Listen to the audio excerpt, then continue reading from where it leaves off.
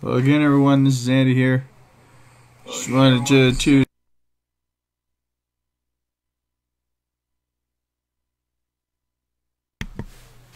looking to get set up here one more time before we get going. Just thought I'd throw out this disclaimer here. You know that any kind of information that we share here is informational in nature, and want to let you know that you are responsible for taking your own trades.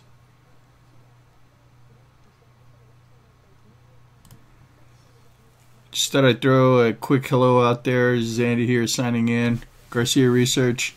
Wanted to let you know that we are really focused on trying to just trade the major currencies here. That's the emphasis. We'd like to trade Forex. You got the European market opening here. Looking at the market, it's just kind of browsing across the board. Looks like the markets are a little quiet right now. So I'm trying to decide where I'm going to actually take action. Right now I'm watching the euro, but the euro is kind of setting up right now for me to I'm testing the long side here if I can get the hourly bar to cooperate. So let me show you what I'm looking at.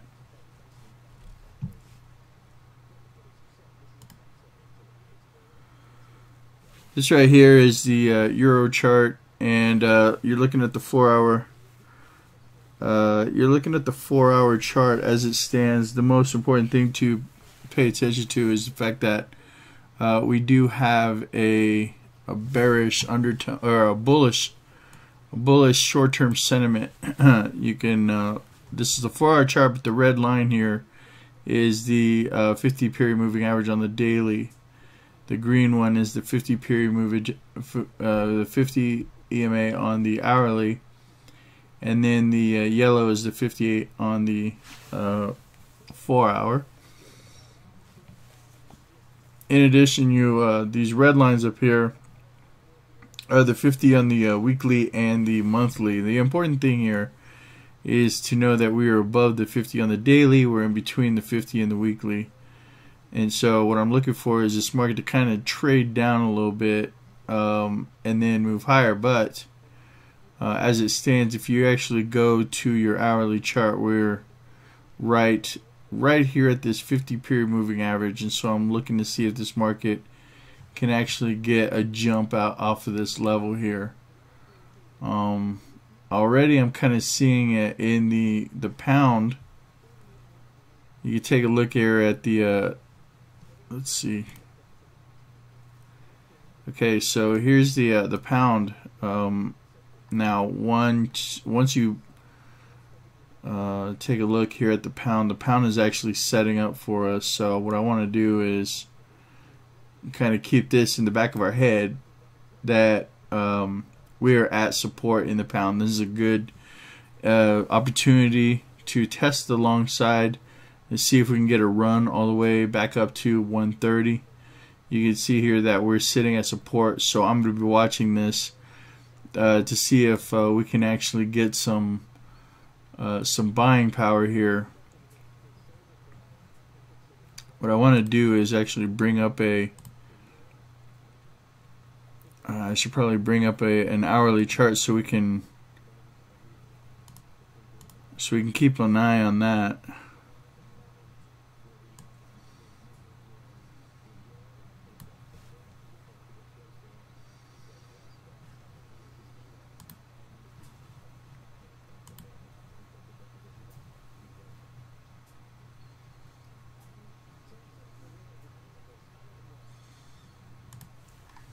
Alright, so when you take a look at the hourly chart, this is a scrunched up version, but what I want to emphasize here is that we put in a low on the hourly time frame, and the market is it did try to take out the high of that low, and right now we have been testing. We came back down on this hourly bar, back down towards the low.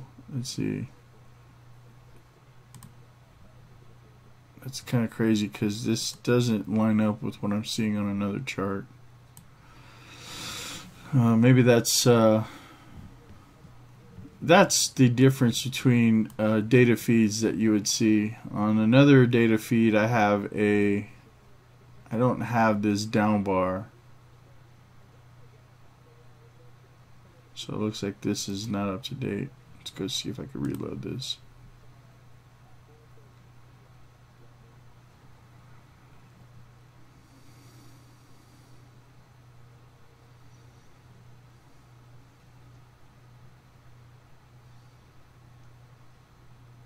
There we go. Okay, so that's more like it. This is what I'm seeing on the other chart, that the pound came down, put in a doji, and then now we're running off of the lows.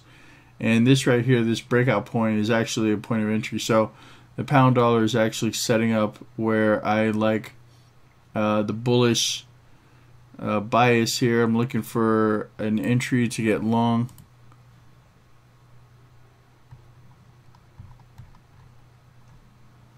Let's see. Now we're kind of screwy on the 4-hour chart, so let me switch time frames here. There we go. Okay, so looks like the pound is doing well. Okay, I want to. I'm actually looking to get positioned here.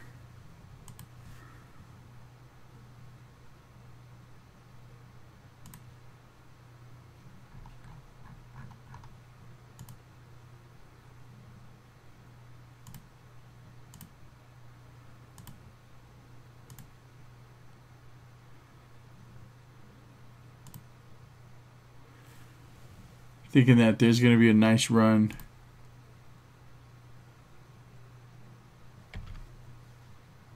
What a field.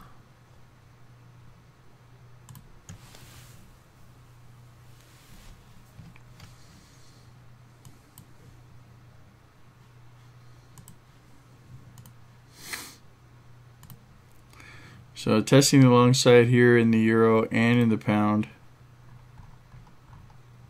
Let's see if this market will actually get a jump this morning. Order filled. A little late in my opinion, but that's okay. I like what I'm seeing. This is something that I can definitely hold on to for the rest of the, perhaps this for the whole day if everything sits well the way it should. I expect this market to run and show a bullish sentiment for the rest of the day.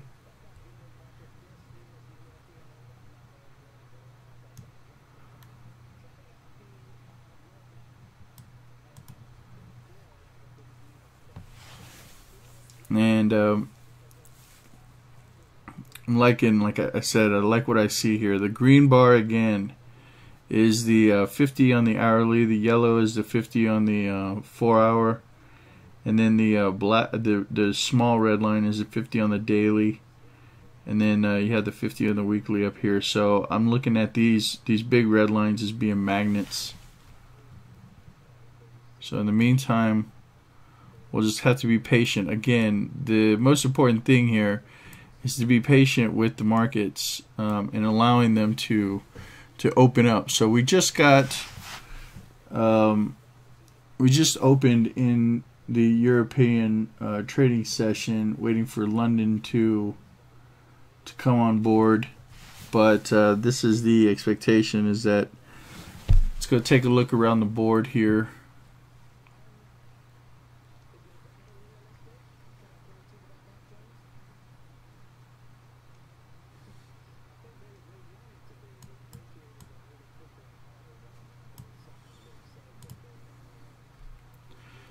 This right here is the daily charts for the major pairs that I trade. Remember, we focus, as per this broadcast, the emphasis is to limit the amount of attention that we have to spend on all 28 pairs. Don't get me wrong, I do trade. I trade the Forex pairs in total, but the idea here is to help those that are struggling to get an idea about how to navigate these markets. So what I do is focus on this dollar dashboard. This is what I call my G8 dashboard. You have the dollar up here on the left, Swiss franc, Canadian, Japanese yen.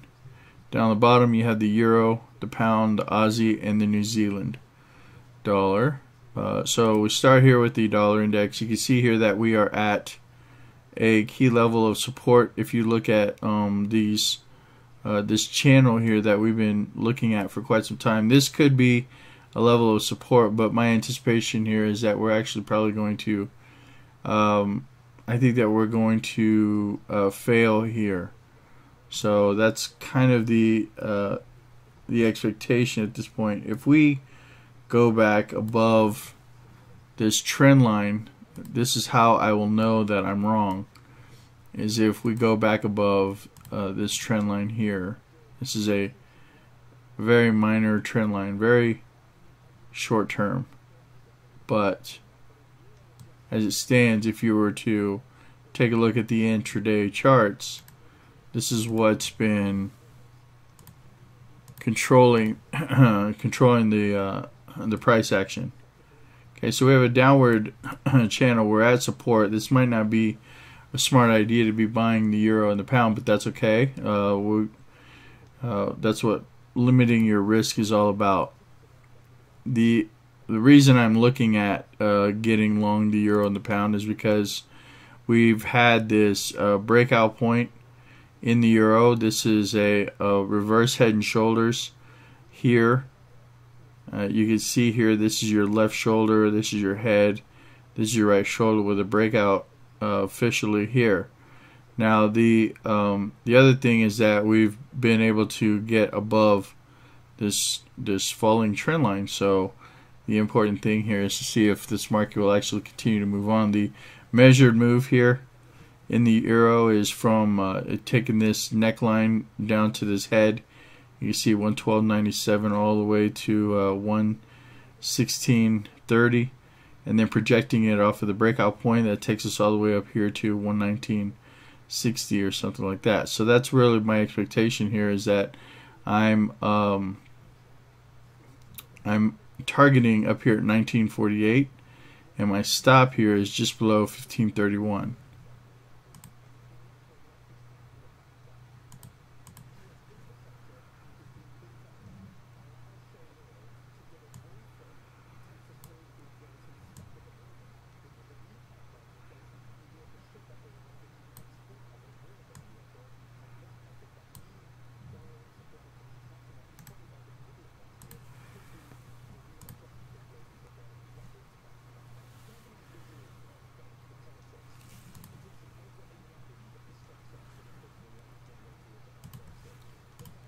Just doing a quick little text tool.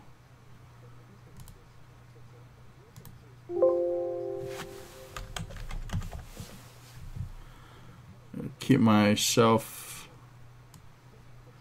a reminder of this low here.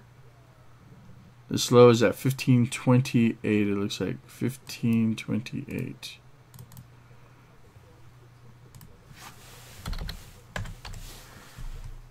So that's going to be my stop for now. Okay, 1678 to 1528. We're looking at probably about a good 150 pips. And we're looking at probably 300 pips here. So 2-to-1 reward to risk. That's okay. I don't mind that. If you guys can hear me out there, do me a favor and let me know you're out there.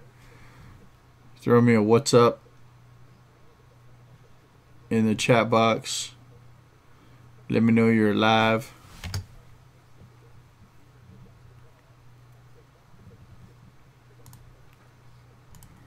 Again, the idea here is that the pound dollar is expected to kind of follow the euro here. Let me just reload this chart, make sure I get rid of all the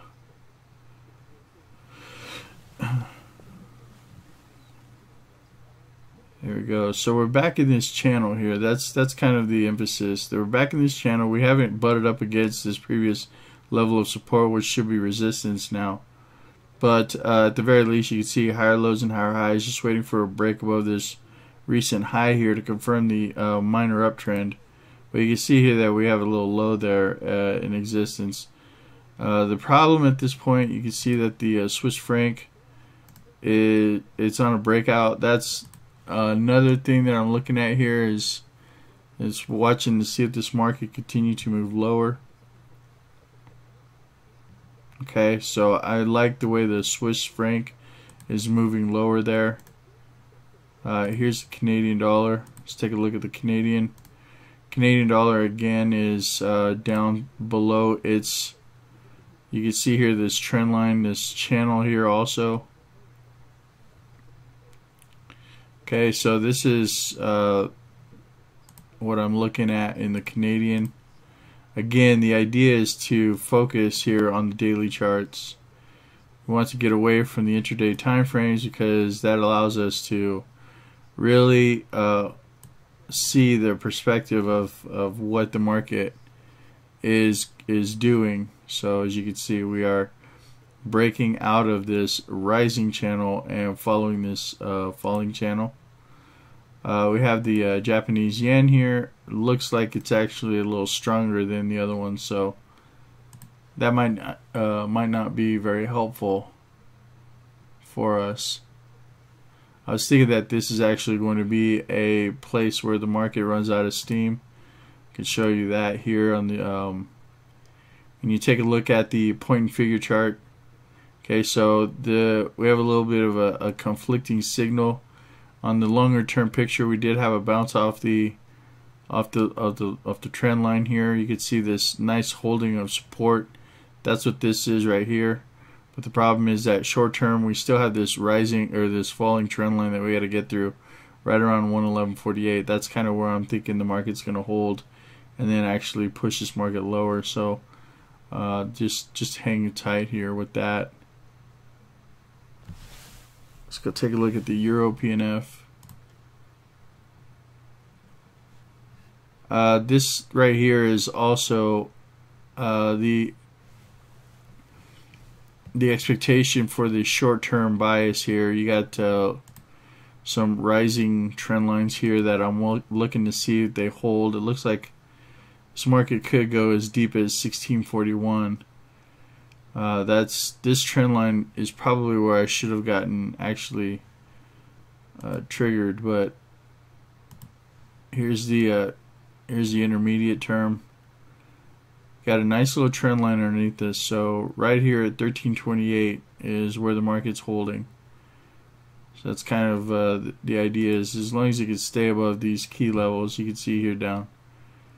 Looks like 1315 is the low, or actually this dead low is at 1297. But again, just got to be patient with this market. Let the market do what it's going to do. Okay. If for some reason the pound goes below this 128.43, that's going to be troublesome. But at the same time, you got the 4-hour chart again. 4-hour 50 EMA. Got the cross of the hourly 50 EMA is above the 4-hour. So I just bullish here. Unless we go and fail there. Euro's still, holding here. I just. The other thing that's kind of troublesome is the fact that the market is a little quiet right now. So just waiting for this market to open up.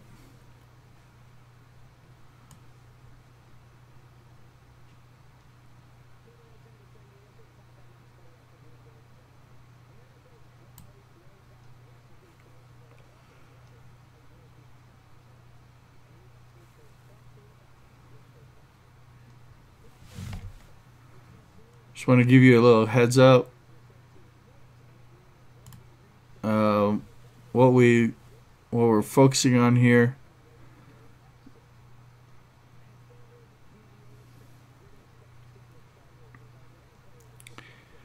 The first rule of trading is not to trade in a closet. So I just want to throw that out there. That is part of the reason why we're gathering here today, is to help one another and to actually keep each other aware of what we should be doing. Right? So if for some reason you think that you're struggling, you need some help, you need some guidance, then that's part of us building a community here. That's the emphasis, is to be a group of traders helping each other. And the way that we do it, we want to take a look here at the dollar pairs. This is a correlation. Now, before I get to that, actually, we want to emphasize that what we're doing is actually just trading the major currencies. So you can see here at the top, you have the dollar, the Swiss, the Canadian dollar, and the Japanese yen. The bottom is the Euro, Pound, Aussie, New Zealand, in that order. This is the way that I have these markets put on my dashboard, and I'll show you the dashboard here in a minute. But as you can see here, the emphasis is that the dollar is positively correlated with the Swiss, the Canadian, and the Japanese yen. And then on the opposite side, you have the Euro, Pound, Australian dollar, and New Zealand dollar, which are negatively correlated to the dollar. Now, this is a general rule. Okay, sometimes the markets do get out of whack, and they don't necessarily cooperate, but that's okay. I mean, we just want to, when the markets are lining up, we want to participate in that manner. So again, when we're taking a look at the dollar pairs, this right here is a look at a Kellner channel, but this is a weekly Kellner channel and a 10-period RSI on the weekly chart. You can see here that the dollar looks like it's rolling off of the highs. You had a positive divergence. This is what we call a convergence here in the euro. So this is really, really important here. You have a low and a higher low with the oscillator, and then you have a low and a lower low with price action. That right there is a non-confirming factor, and just kind of something to pay attention to that we want to be aware of.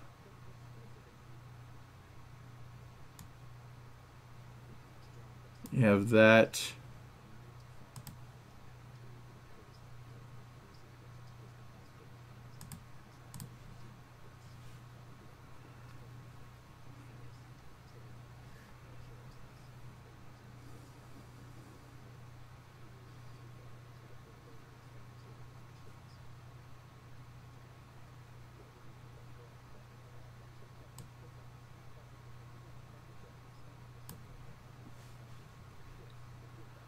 Okay, so there's your convergence.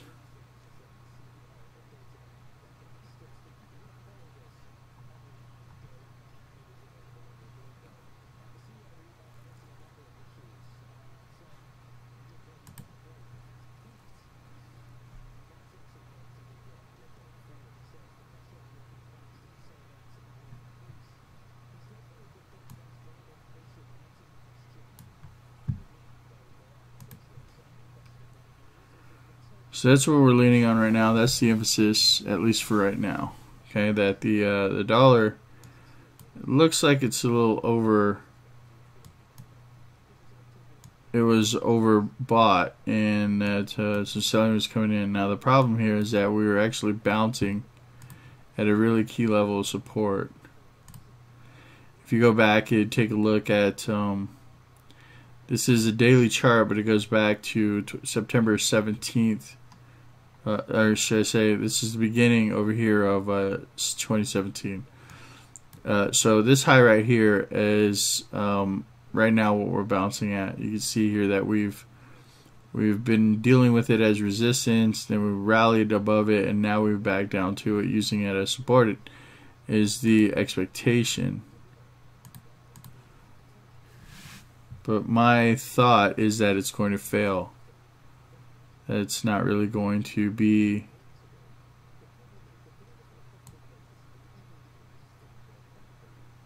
respected, that it's not going to be held.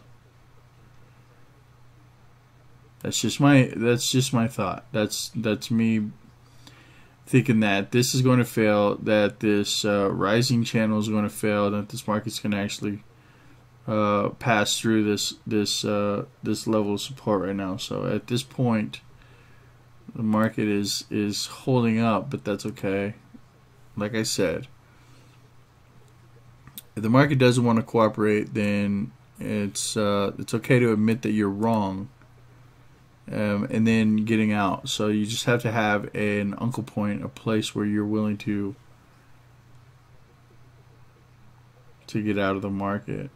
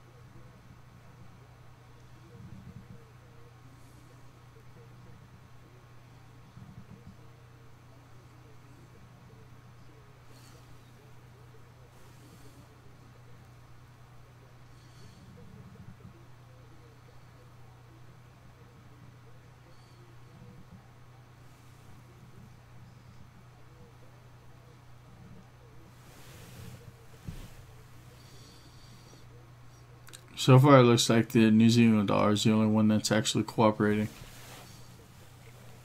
In other words, kind of doing the same thing as what I was expecting in terms of the euro here. Let's see if this will.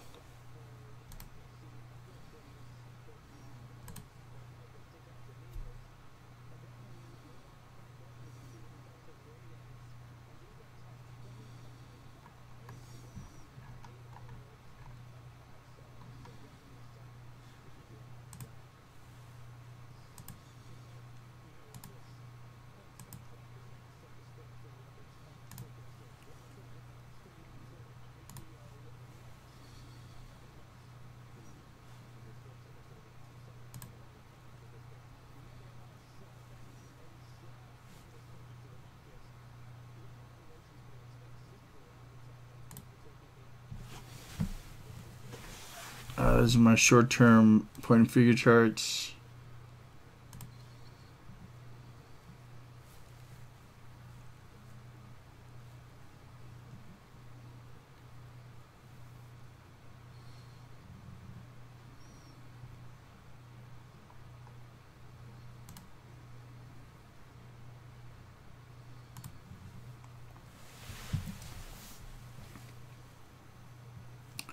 The Australian dollar looks like it got smacked. Looks like that might be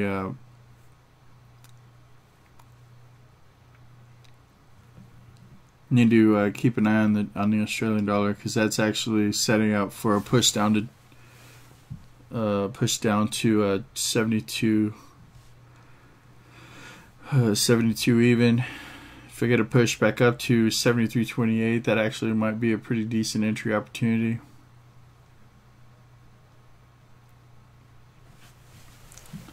It looks like although the New Zealand dollar is showing a short-term bullish bias, the problem is that it's got some short-term downtrend lines here that I can run up against at 72, or looks like 67,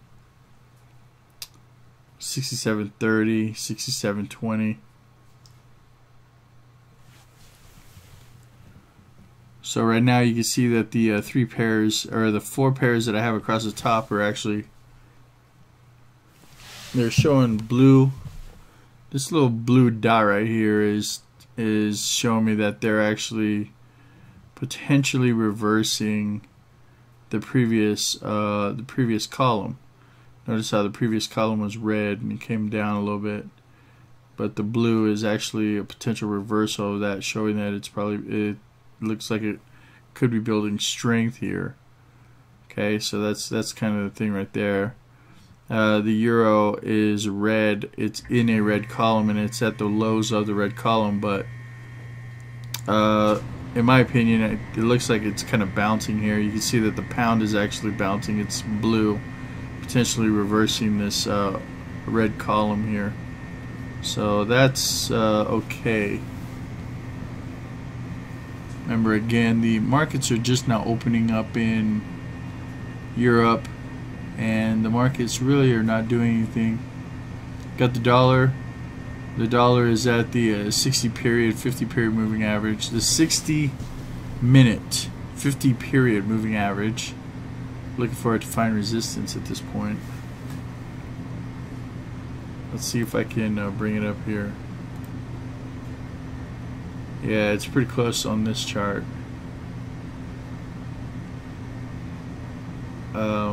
Looks like I gotta reload this.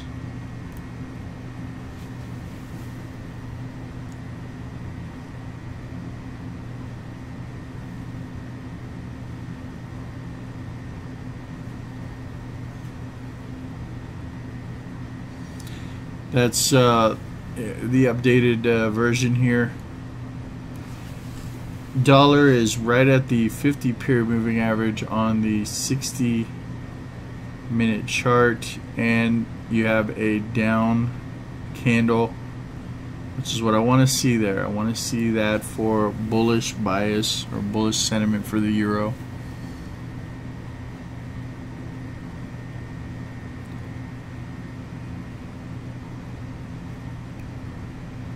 Again, even though we're taking an intraday trade, the idea is more importantly to take a longer term view of the markets. So remember, the dollar, or should I say the euro, I was expecting this to be a continuation rally of the previous couple of days where we're at that reverse head and shoulders.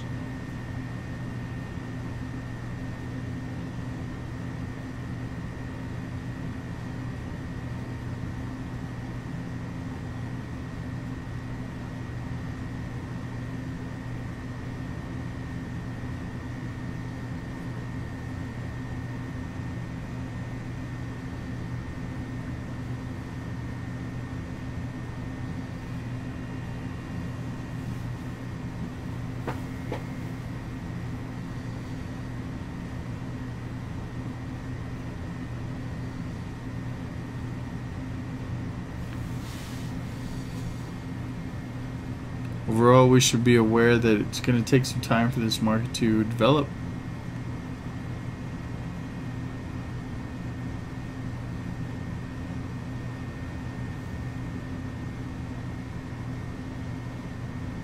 Just want to hang tight, be patient, let the market do what it's going to do.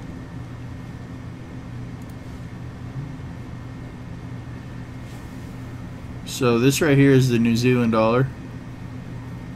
Okay, so the New Zealand dollar, you can see that it's holding above the key moving averages that I'm looking at least for right now. The intraday moving averages, you can see right now getting a response at the 50 on the 60, holding above the 50 on the 240. Looking for a push up to the 50 on the daily. Okay, looking for this pound. I want this pound to actually get a nice response here. Get it. You know, it looks like it could actually chop sideways. What else? One of the things I was looking at was the pound yen. But for the sake of this broadcast, don't want to get too caught up on this right here. But I do like what I'm seeing here. Let's go take a look at the Japanese yen is looking sideways, but you can see how the moving averages are starting to poke above the key long-term moving averages, and this is showing some bullish bias. You have the intraday moving averages are poking back up above the longer term moving averages. Here's the Swiss franc. Swiss franc just continues to slide. It looks like moving beneath the longer term period, you know, the daily and the weekly for that matter. Canadian dollar sitting right at a key long-term moving average. This right here is the weekly, so we're right at the weekly 50 on the Canadian dollar. Looking for this market to actually, if it's going to hold, then it's going to have to bounce up and start to cross over on the intraday time frames.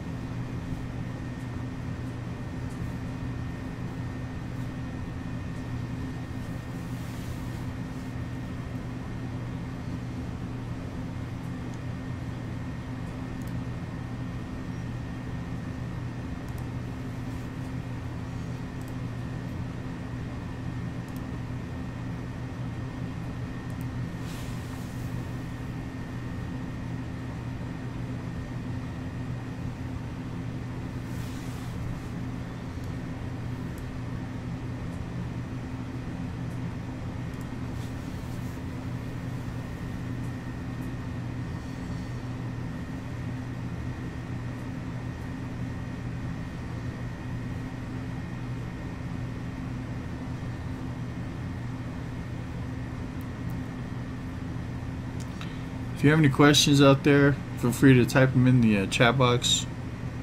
I'd be happy to indulge while we sit and wait for this market to evolve.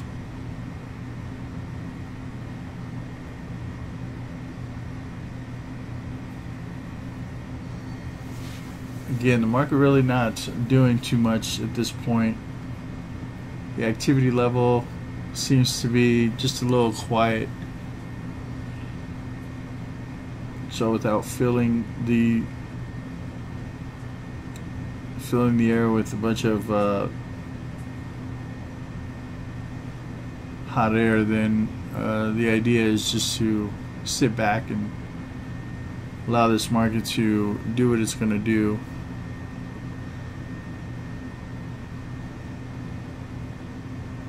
Again, the idea is that the expectation here is that the dollar fails and that it continues to move lower. I'm watching a short-term down trend line. Let's see if that holds. Right now we're bouncing off of support in the dollar, and that's actually pushing the euro and the pound lower for the moment.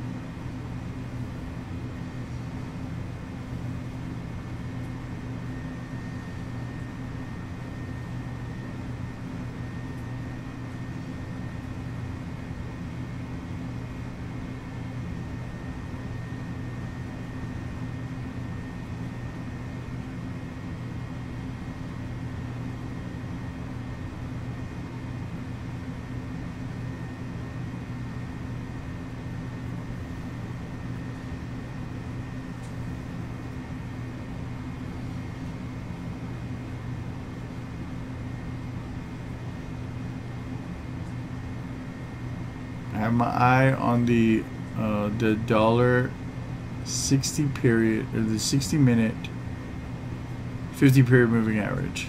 Also the daily 50-period moving average. Wondering if we're going to get some sort of a bounce off of that level. That's going to put the kibosh on the euro going higher.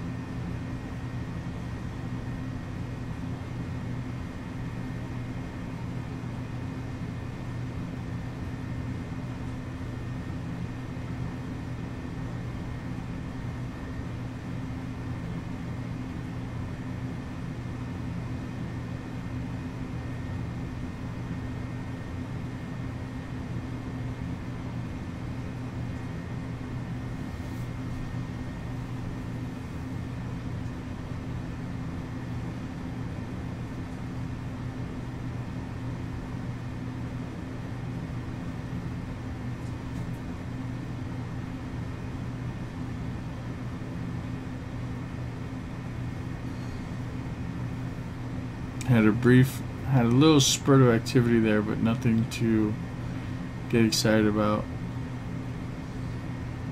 I think this market's going to be quiet until New York opens up.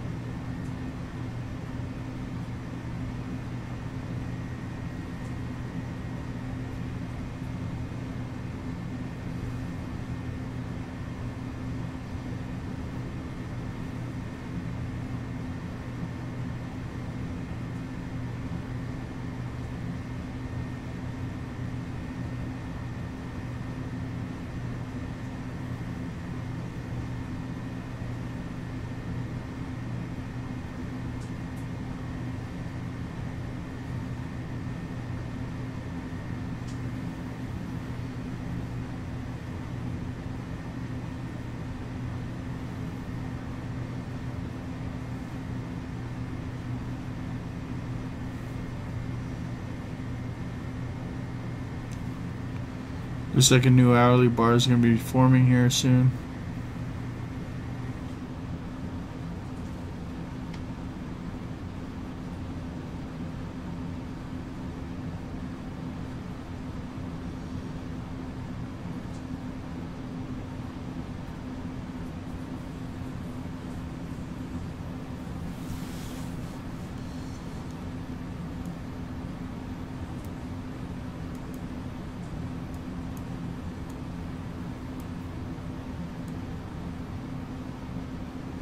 At the moment, it looks like the dollar is showing a little bit of strength.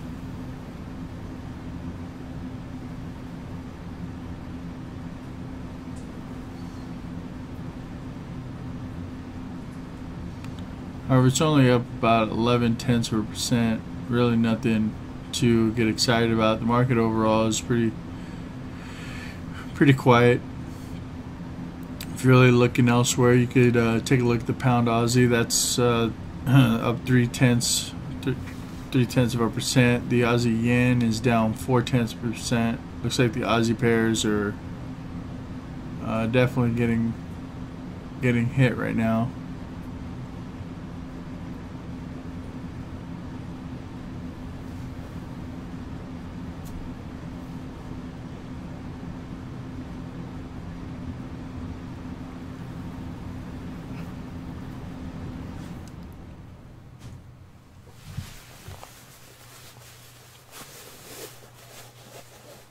Looks like London is coming online.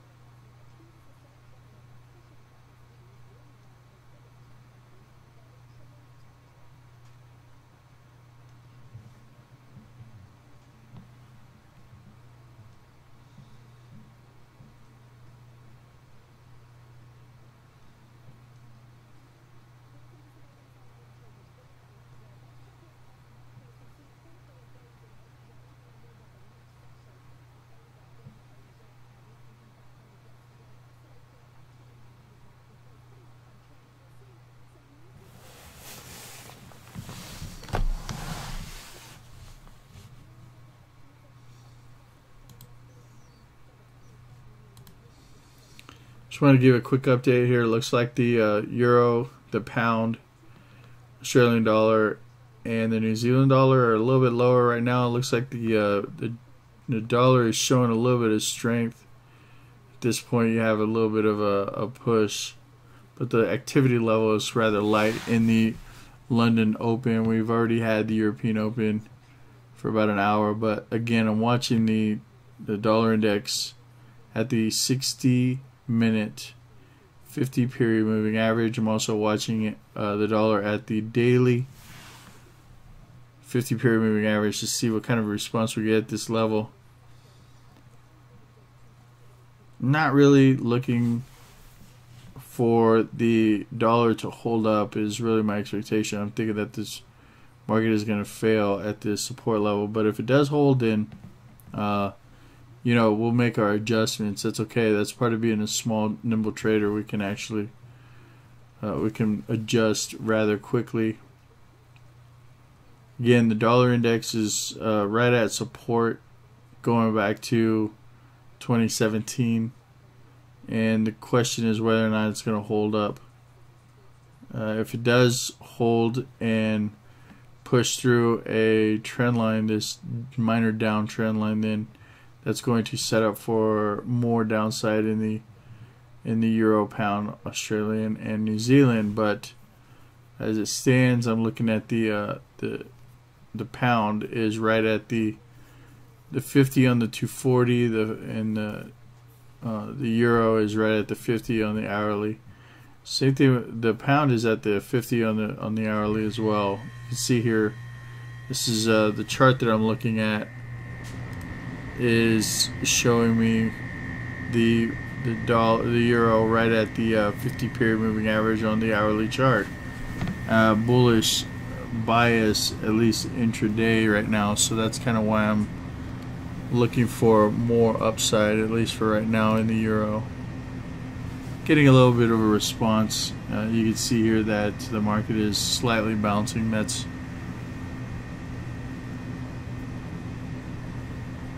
kind of what we're looking for here in the euro, or let's see if this the pound can get some legs underneath it. Finally getting a little bit of activity coming into the market as London gets open.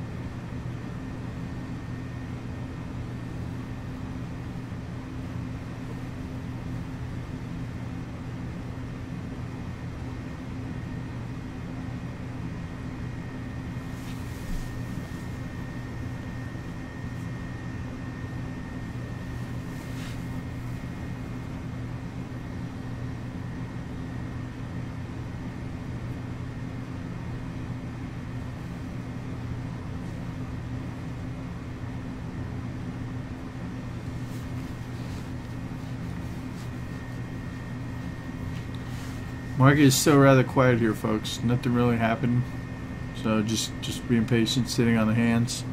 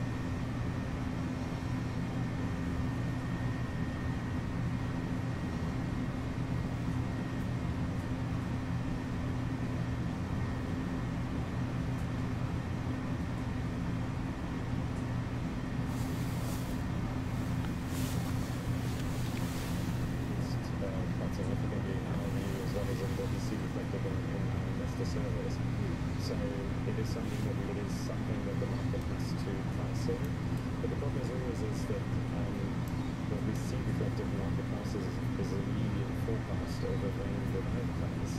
So yes, you are increasing the size of the tails either end, but it's not clear whether or not the market price today actually can move all that much. How are you pricing near-term Brexit risks or hedging? Hedging in the rates market is very difficult because you can make the argument that in a bad outcome you would not really want to be in new builds in that scenario. But short term, I think the argument there would be that the Bank of England could cut, so positions in the front end of the curve should probably work. So there are some option strategies that you can look at there. Equally, looking to protect that side of the cable is something that would work in those hard Brexit or no deal Brexit scenarios too. And your bearish gilt, why is that if you perhaps do expect a no-deal scenario? One argument could be that money would move into gilts and yields would move lower. So our base case for the UK is that we will reach a deal, but the consequences of no deal are just so catastrophic that no right-minded policymaker should ever move in that direction. So we have to work on the assumption that we will get a deal.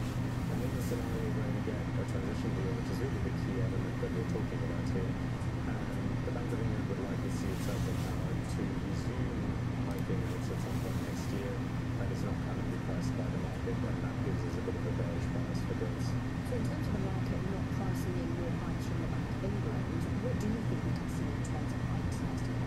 We have one hike a year. I think that's really what we can justify. It's not really that we see the economic need for it. It's more that the bank clearly sees the need to slowly and gradually increase rates. I guess for fear of falling behind the curve at some point if Brexit indeed does weigh on potential votes to the extent that the Bank of England fears. Rob Russell from Merrill Lynch stays with us. And staying with Savannah, there's plenty coming up, including back in the fold. Canada rejoins the new NAFTA talks ahead of Friday's deadline. Can the country reach a deal to renew the pact as a three-country agreement? After the negative press, President Trump lashes out at America's biggest tech companies after accusing Google of rigging search results against him. This is Bloomberg.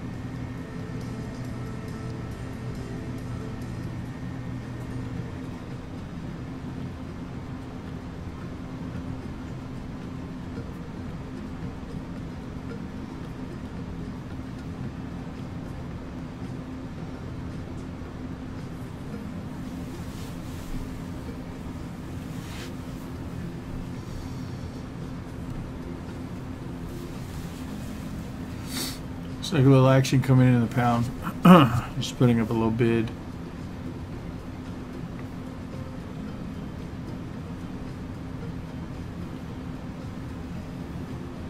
Dollar getting smacked a little bit here.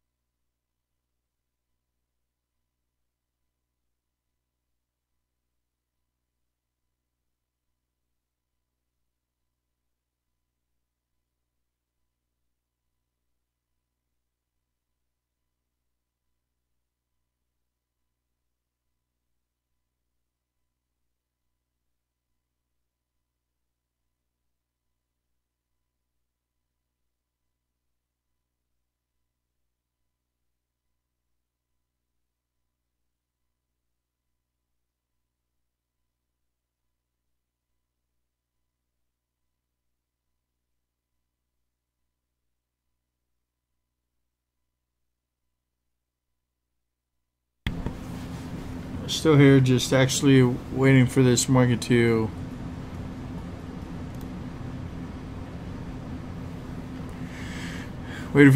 actually pick up some steam, allowing my my computer to refresh.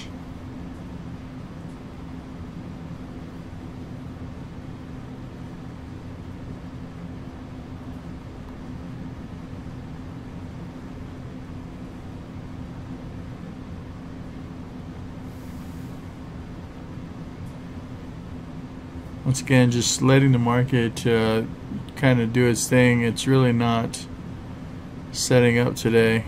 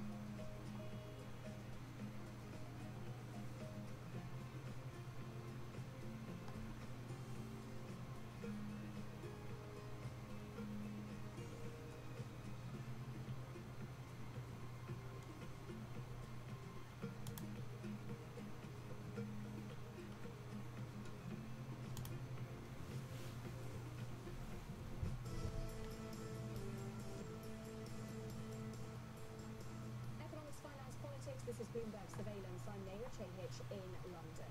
Now, Thailand's central bank is under no immediate pressure to hike rates. That's according to its governor. Speaking exclusively to Bloomberg's Haslinda Amin, Thai Santi Prabhu outlined growth risks, including the threat of trade protectionism.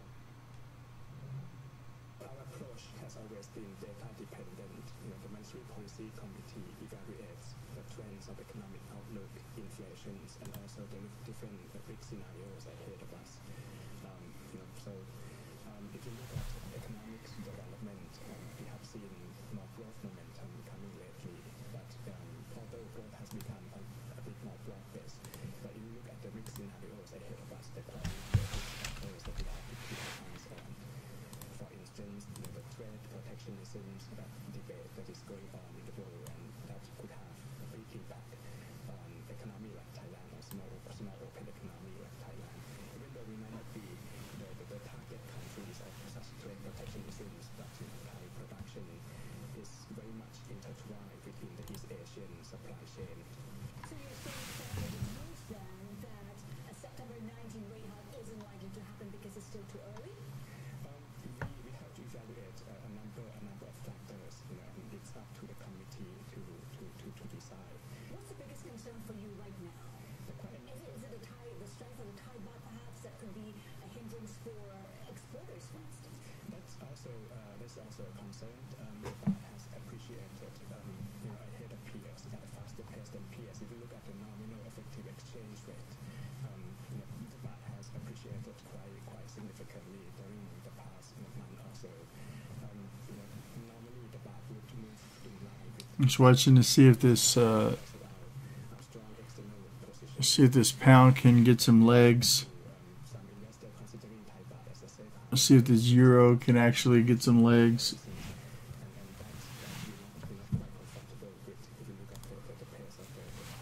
Looks like, at least for right now, the dollar is kind of pulling back. But we also concerns with other risk factors that we have to keep our eyes on. The recovery of the tourism sector from the incidents, the both incidents in the south, that has resulted in a decline in confidence among a number of Chinese investors. So we saw a drop in tourism activities during the past month or so. purchasing is something that we have to keep our eyes on. I have to be to remind you that without strong external positions, the need for Thailand to increase the policy rate is not as imminent as other emerging markets. We have strong enough buffers, so we're not under pressures as other emerging markets that might be vulnerable to the global financial conditions. Now, with Thai Central Bank Governor Thai Santipabot speaking exclusively to Bloomberg's Haslinda Ahmed. Now let's talk another central bank, and in Washington, economist Richard Florida has won Senate confirmation to be vice chairman of the Federal Reserve. It reinforces the U.S. central bank's leadership as it faces criticism from Donald Trump over plans to keep increasing interest rates. Still with us, Ralph Kreuzer from Merrill Lynch. Ralph, is the market underpricing the risks of a more hawkish Fed in 2019? We think so, for sure. It's very difficult to see why the Fed would stop raising rates this year, which is essentially what the market is pricing. There's very little priced in for next year beyond what you'd call normal term premium. And the reasons are simple. We've got an economy that seems to be growing comfortably at around 3% for a prolonged period of time now. You've got a labor market that keeps tightening. You've got inflation that is showing some signs of life. Why are we so obsessed with thinking that the level of interest rates for the US economic is slightly higher than where we are? That's stuck in the face of the inflation outlook, which confirms that we can generate 2% inflation on average over the course of the cycle in the US, and an economy that has real potential GDP growth of at least 1.5%. Why isn't the market talking about neutral rates being above the group? How would you trade your bullish views on US inflation? We are long term views, both outside and against Europe. It's been 1.5% Once again, been watching to see if this dollar is going to find some weakness. Okay, so taking a look at this dollar index futures, looking to see if this dollar can actually get down below this trend line at the same time. Looking to see if this euro can actually start to boost itself and show strength. Same thing with this pound here. These are the two that I'm actually trading. I'm along the euro, along the pound, looking for this market to actually get some legs underneath it. But right now there's a very light activity level here in the markets after the London session open. Really nothing to be speaking, no activity to be speaking of other than the pound Aussie and the Aussie CAD. The Australian dollar actually is the mover on the day up until this point. So that's the at this point just kind of hanging tight. It gives us pause for concern in terms of our year-end forecast of 3.25 for 10-year yields, given how short the spectrum unity is. I'll be right back. I'm going to step away from the desk.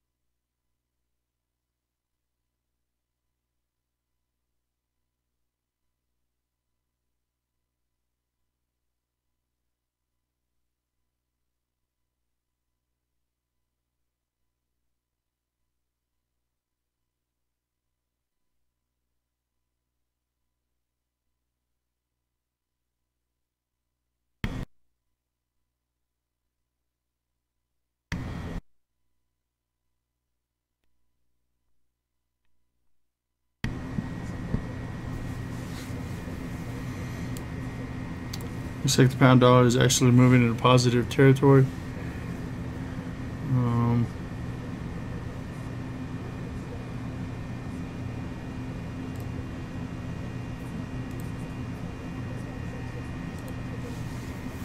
Get the euro following it a little bit, but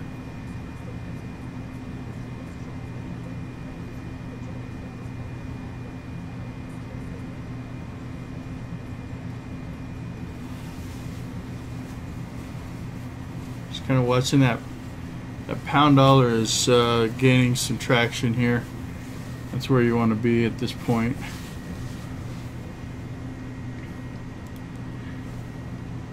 It's like an hour.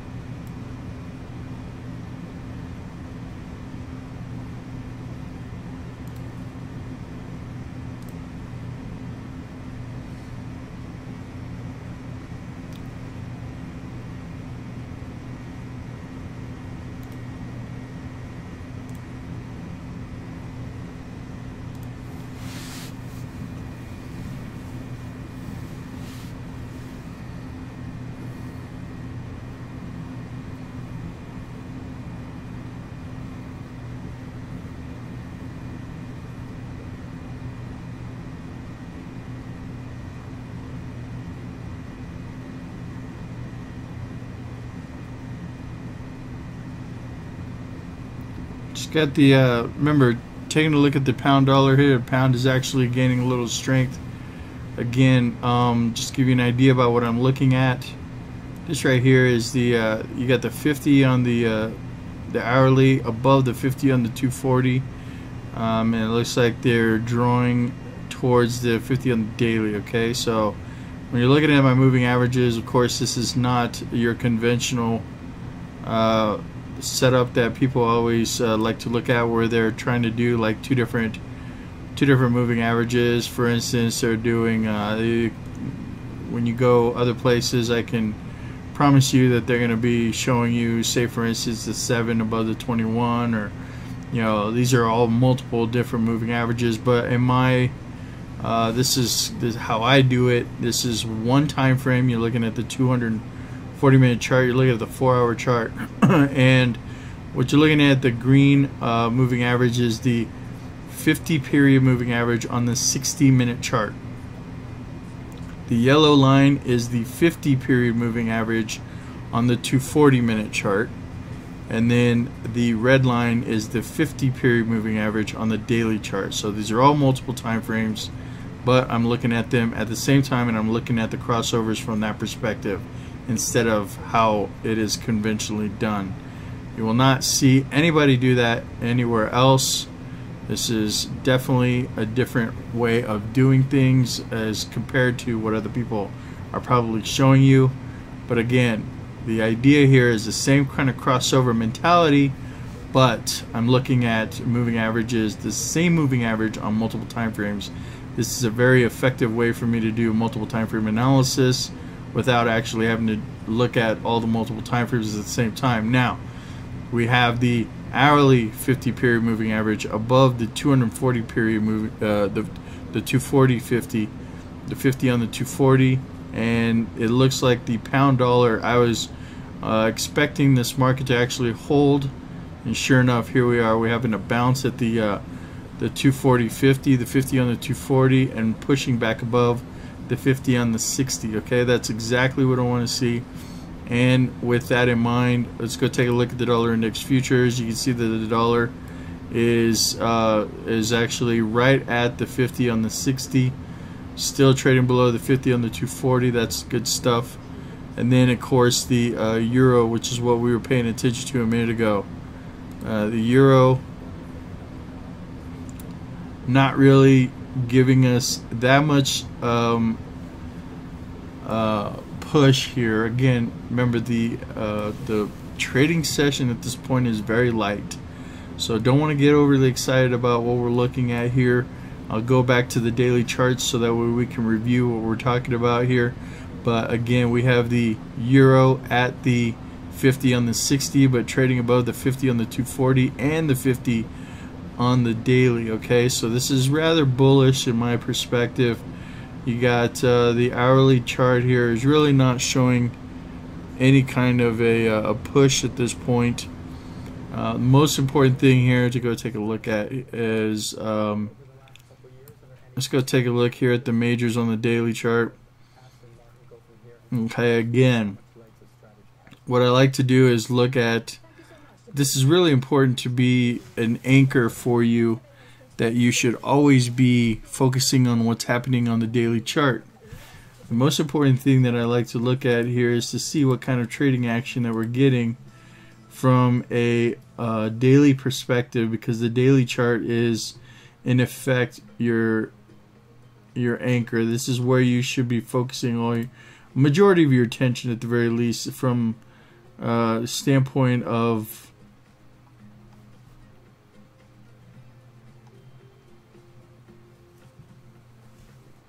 keeping an eye on what the market is doing. So again, we are trading in an inside day here.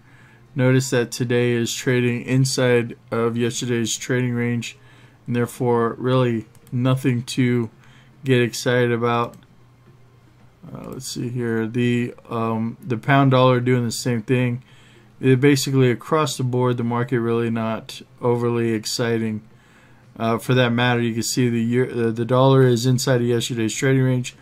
The Swiss franc, Canadian dollar, Japanese yen, that's what you have across the top here. Across the bottom you have the euro, the pound dollar. The Australian dollar is the only one that's really trading outside of yesterday's trading range. Hence the fact that the Aussie is the only market that's really moving per se. So if there was a market to be trading, I guess the Aussie dollar would be the one that I'd be taking a crack at, considering that we took out the low at 73.21, which is yesterday's low. Put in a new low at 72.98. Very, very tight trading range, only about 30 pip move off of the break of that low. So again, nothing really excited, nothing to be excited about. That's kind of the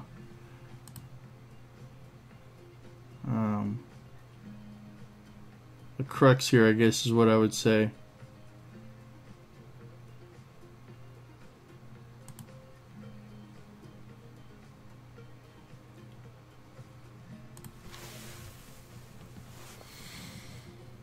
Okay, so once again, just waiting for this market to kind of catch up.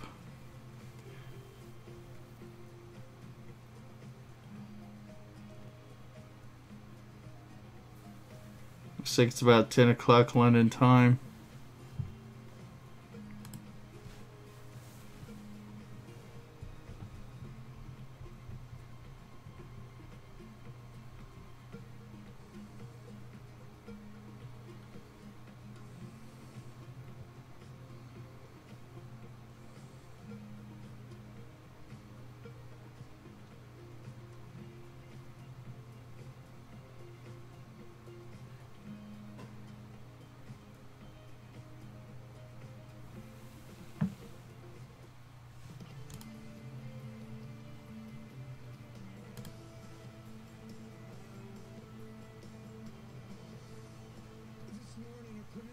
Dominating currencies, not a crisis, but lira, real, rupee, and now a given peso cannot find a bid. Meanwhile, American equities surge. The distance from Tallahassee, right nearby to the Palm Coast, the polarity of Florida amid our culture wars, it will make for a most gubernatorial election. And President Trump, he searches Google, does not like what he sees. Google has it RIGGED rigged. Good morning, everyone. This is Bloomberg Surveillance. I'm Tom Keene in New York. Nehru Chayich in London as well. Francine Aquila. Nehru, it's like each little EM currency drift. We've seen this before. Each one is like this. Yeah, and the Turkish lira leading the losses in that EM case as you're talking about there, Tom. And, you know, it looks like today, absent of any specific news, it looks like it's a dollar strength story. We know that drives a lot of what happens in EMFX. And if you look at the dollar, even in G10, most of those G10 currencies declining against the greenback token. Bring up that screen again. One of our interns did this because only interns can go to 4 digits. Look at that.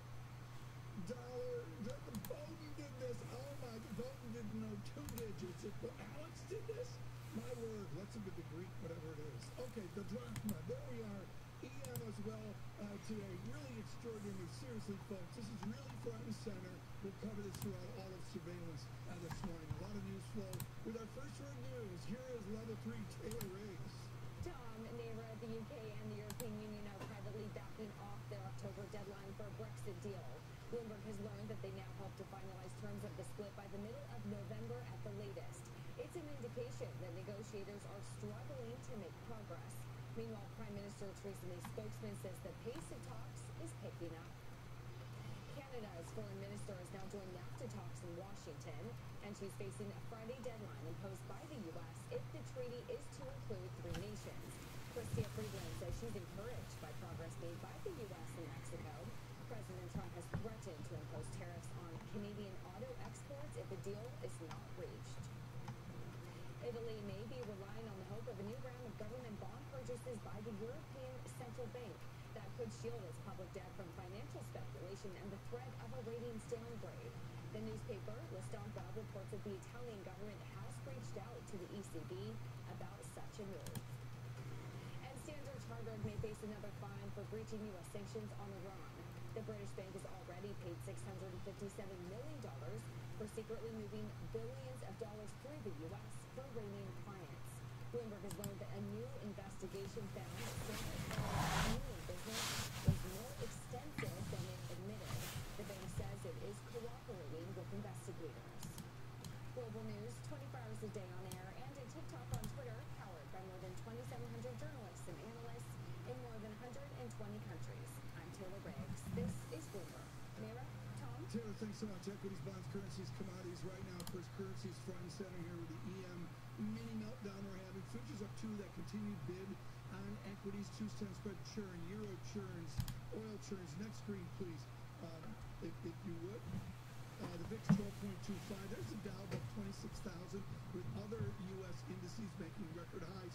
30-year bond from a 296 has moved out a good 6-7 basis points above 3 again. That's at risk on feel. And I threw Turkish lira because New York demanded I do it. What do you got, Nehru? I also demanded you put in cable, but I've got it in mind here, Tom. We're unchanged actually at the moment, just on some potential prospect, according to Bloomberg reports, that the Brexit deal deadline might be delayed, looking up to struggling for direction as US equities keep putting pressure upwards.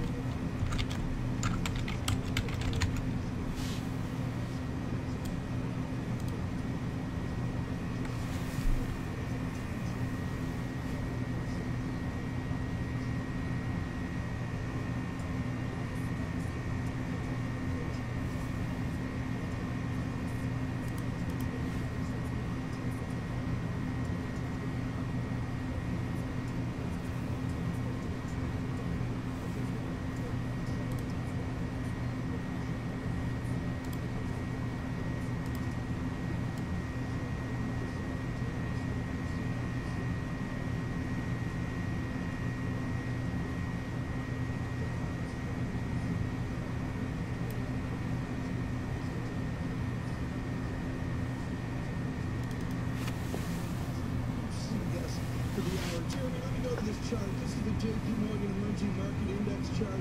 I'm just throwing it up, and this is not a pretty chart of the tensions of late August. Jeremy, the big plunge down here, and then here we are revisiting, retesting it. Well, we're not there yet, but we're getting there quickly. Is it idiosyncratic, or is it beginning to be a lockup in EM currencies? I think we're still in the nature of more idiosyncratic in general, Tom, to be perfectly honest. I think if we look at some of the constituents of that EM basket or EM bucket, when we're looking at Turkey, when we're looking at South Africa, they have specific structural impediments or structural risks, and it makes perfect sense for investors to stand clear of some of those EM currencies. I don't think it's necessarily a scenario, a metric which would require that investors stand aside from all EM currencies. Reduction. Yes, we're seeing funding pressures in terms of rising dollar rates, but I don't think we're seeing a broad-based emerging market crisis as yet. But it is something which investors are remaining very mindful of. Well, Patrick, will the central banks, the leading central banks, will they be mindful of what we're seeing in EM? Just a little giving away, Argentinian peso. I noticed Indian rupee, the same idea. Patrick, does this begin to play on developing economies and economics? I don't think yet. I don't think you're having any real economic impact. I don't think we're having an emerging market crisis. We've seen probably an overbought positioning in emerging market currencies and carry trades, people finally picking up. And, Again, just waiting to see if this market will actually start to get a little bit of action. Looks like very light activity across the board. Nothing really to get excited about. The markets are inside days of inside days. The only real market that's showing any kind of movement is the Australian dollar from earlier. Dollar index futures basically 0.1%, so hanging tight here, just watching to see if this give us something to actually lean on. Currently looking at watching the euro and the pound, of course, because I'm long the euro and the pound. Wanted to see if this dollar continues to fall.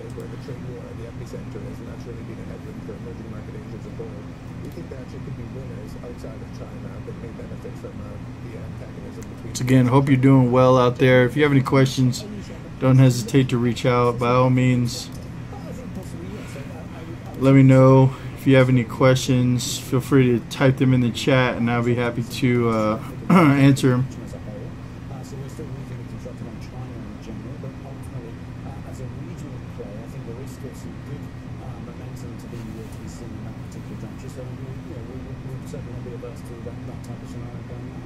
What is your favorite per trader? I've lost so much money in August, Jeremy. I'm going to launch into September and make some money here. What does CIBC recommend besides Toronto Maple Leaf tickets? Well, obviously Toronto Maple Leaf tickets are always a hot ticket, Tom. I think in the context of the bigger picture stories in terms of the FX space, I think we continue to look at some degree of rebound in some of those dollar bond commodity currencies. I think in certain instances some of those are sort of looking into parts in the context of something like Australia, for example. And I think rather closer to home in terms of the European spectrum, we would like to look at some of the Euro satellites as a potential opportunity. So I think in the context of places like Sweden, where we have seen a degree of political risk uncertainty playing out, I think there are opportunities there. And also in the context of something like Norway, with the impending rate hikes coming through from the Norges Bank providing some support. Interesting. So Euro knocky, Euro stocky, or do you go knocky stocky? Well, I would look at both the knocky and the stocky. I think it may well be a case of looking at some of those, perhaps looking at something like sterling stocking, for example. I think there's good reason to suggest that sterling downside still plays out. So remaining within the European time zone of looking for long and stocky positions and then being selective as to what we pair that against. And sterling is certainly one where we will look for downside risk to play out over the course of the next 2 or 3 months. Downside risk for sterling. Would you share that view, Patrick? That's only currency short right now. I think sterling's got a lot of headwinds in front of it, and we're short sterling versus the euro, short sterling versus the dollar. The dollar, you get more bang for your buck, but I think it's a very good trade versus euro right now. Very low volatility, but a steady grind more for sterling versus euro, given the difference in headwinds. A wonderful conversation. We will continue this with Jeremy and Patrick. Really want to explain, folks, just another day at the races. It will not be just another interview with Mr. Buffett of Berkshire Hathaway. David Weston with important questions to Mr. Buffett on investment, on finance, and Mr. Buffett on the future, the view from Omaha. David Weston with Warren Buffett tomorrow.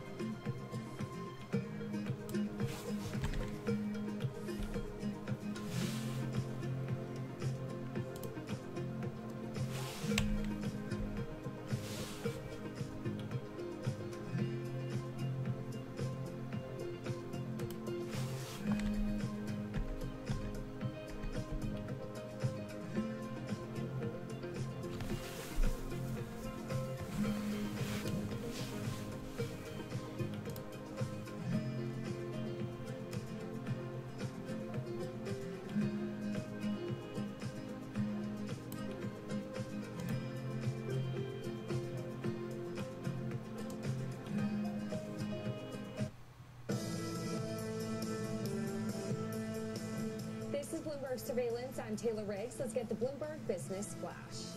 The maker of James Bond's favorite car is on the verge of going public. The British maker of $200,000 sports cars, Aston Martin, is considering an IPO in London. The company is filing registration papers and will decide whether to go ahead by September 20th. Aston Martin is said to seek a valuation of as much as $6.4 billion. Hewlett-Packard Enterprise came out with better than expected profit forecast. That's seen as a signal that HPE is starting to benefit from cost cuts and a move into higher margin businesses such as networking and services. And it will be the biggest leverage loan offering of the year. Bloomberg has learned that investors led by Blackstone Group will start marketing $8 billion of risky corporate loans next week to pay for the buyout of Thomson Reuters' financial and risk operations. The Blackstone Group agreed to buy a 55% stake in the business in a deal valued at about $17 billion. And that's your Bloomberg Business Flash. Tom, Naira. Thank you so much, Taylor. Now, the UK and European Union are quietly pushing back their October deadline for reaching a Brexit deal. Bloomberg sources say both sides now aim to finalise the divorce terms by mid-November at the latest. It's another indication that negotiators are struggling to make progress, despite the UK's assurance that it's agreed with Brussels to speed up talks. We're now joined by Ian Wishart, Bloomberg's European government reporter in Brussels. Ian, great to have you with us. So publicly, we've got, for example, Theresa May's spokesperson saying that talks are moving along. So what's going on behind the scenes? Well, Nira, I think it's been an open secret, really, particularly in Brussels, that mid-October was always going to be tight. It was always going to be very unlikely that they were going to get a deal by that original deadline, as you say, the middle of the month when the EU leaders are going to hold their summit. So privately, they're now saying, we're going to forget that, really. It's November now. It's another month. We'll hope to get things wrapped up by then. If anything, it shows how these deadlines can be continuously fudged, so then you begin to wonder, well, is November really going to be a deadline? And if not, then what happens? Things will always get pushed back and pushed back. So I think really it won't be long until they admit in public that October's not doable and they push it for another month. Well, exactly, and then the question, as you say, becomes whether November gets pushed back. So what are the sticking points here? Really, there's one major sticking point, and that's the border between Northern Ireland and the Republic of Ireland. The EU wants what they're calling a backstop, sort of a fail-safe to say whatever happens after Brexit, we want there to be no hard border between Northern Ireland and the Republic of Ireland, which stays in the EU. The United Kingdom government can't agree on what that should be. They don't want Northern Ireland to kind of be split off, even in customs rules, from the rest of the United Kingdom. So that's what they're talking about. They haven't really made a lot of progress on that since March, really. So who's to say they're going to make any progress over the next few weeks? And that's what's making people say, well, if not October, then why does November make any difference? But we shall see. Ian, negotiations are about incentives. What is the incentive for Europe to act? I can't figure out the why that Mr. Barnier and the others should actually do anything except just wait out what's going on in the United Kingdom. And pretty much they are doing that. I mean, Yeah. that's why I think more than anything, it's not really the UK's fault that it's been made no progress since March. It's the EU saying, until you come up with something that's acceptable to us, we're just going to wait and see. So that's what they've been doing. So, but the closer you get to that deadline, the closer you get to the moment where they have to say it's now or never, obviously raises the stakes of everything collapsing and failure to get a deal. And neither side, despite the rhetoric that we've been hearing from London and occasionally from the EU as well, neither side wants no deal. And that's when the time will come when something has got to give. What that is, which side that is, that's anyone's guess at the moment.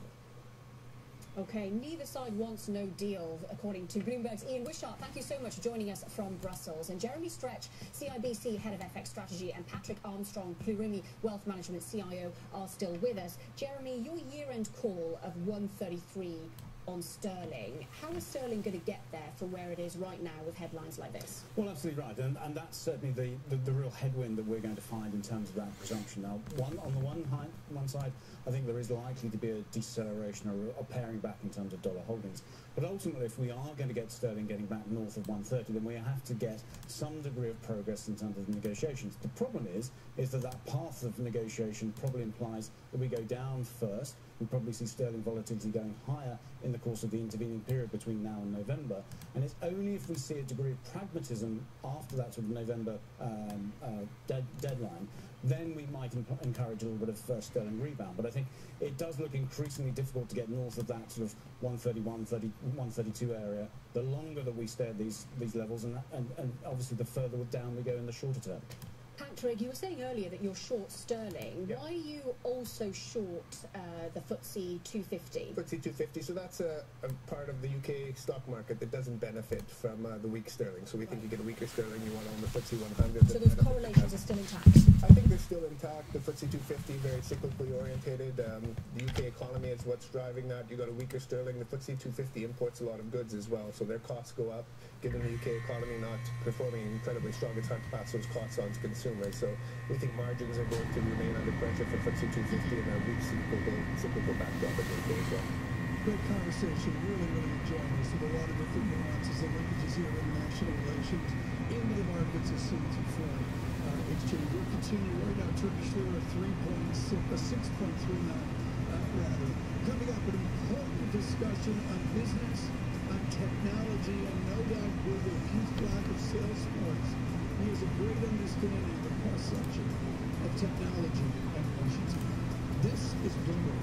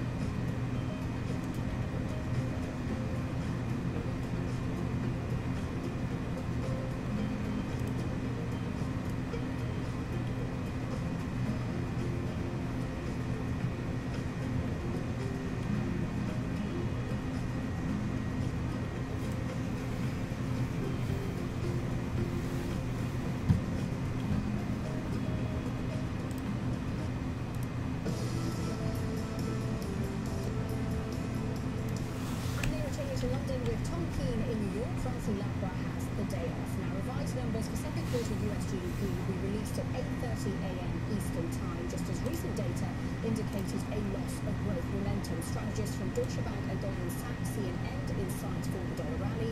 Still with us, Jeremy Stretch of CIBC and Patrick Armstrong of Plurally Wealth Management. Patrick, I want to talk about your view in US equities because you're a buyer of value stocks which have underperformed so far this year. Does this chart on my terminal have something to do with that?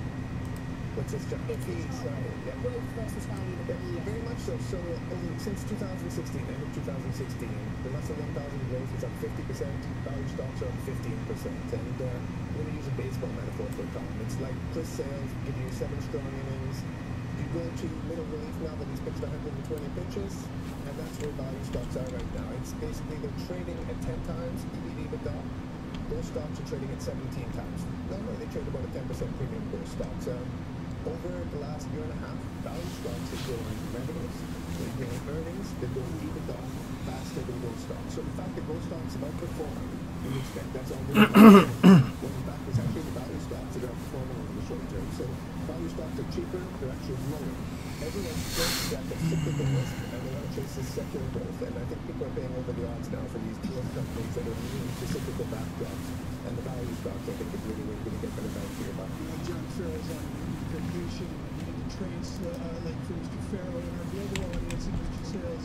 Gene Yassity with Boston Red Sox. Patrick, I would note that the Yankees are only 6.5 games behind in year 9 to September 1st. Let me bring up this chart right now, which shows you the ascent of the New York Yankees, and I mean ascent that we've seen over the last 10 games. This is nominal GDP for the U.S., the ugliness here, the financial crisis. And Patrick, this vector is a joy. You can't bet on nominal GDP to support revenues 2 or 3 years, can you? No, but we actually think that's the thing. Nominal GDP is growing 5.4%, and we've got treasury yields below 2.9% right now. So that's a big disconnect. The Fed's underlying inflation gauge is running at 3.33%. So we've got big short positions on 10 years and on 30 years. The only thing I'm worried about is the speculative positions that may be a crowded trade. But the economic fundamentals, long-term, treasury yields should yield something similar to nominal growth. And we've got 5.2% nominal growth. With a $1 trillion deficit, I don't think that's going to slow. The NFIB confidence surveys, confidence came out yesterday, it hit a record high. We're looking at an economy that's performing very well. People are worried about a cyclical slowdown, and bonds are very much overowned on the long side. Jeremy Stretch, we've got 10 seconds. Should the 10-year Treasury yield be higher? Well, if you look at the fundamentals, yes, but I think certainly the weighted positioning is a big headwind. Jeremy Stretch of CIBC and Patrick Armstrong of Plurally Wealth Management. What a team will be staying with us. Remember, Bloomberg users can interact with the charts shown using GTV Go. Browse recent charts featured on Bloomberg TV, catch up on key analysis, and you can save them and play around with them. Even send them back to us so we can have a look at them too. This is Bloomberg.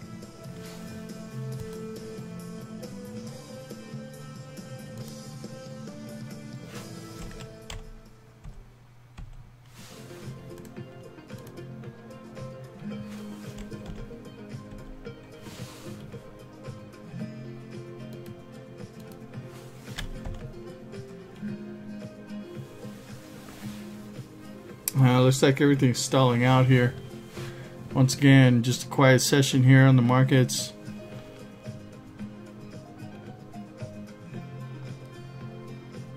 Okay, this what you're looking at is my trend line. So this is the 240-minute chart. Let me go ahead and reload this.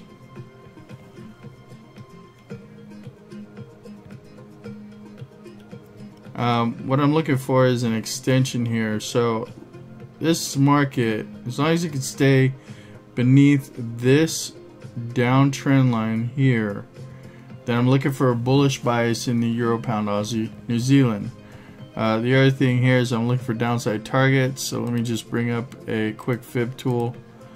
If I measure this swing right here, looks like, yep, looks like we've already reached an extension here. So we got to be careful here for more downside. It doesn't look like this market is going to push any more than that.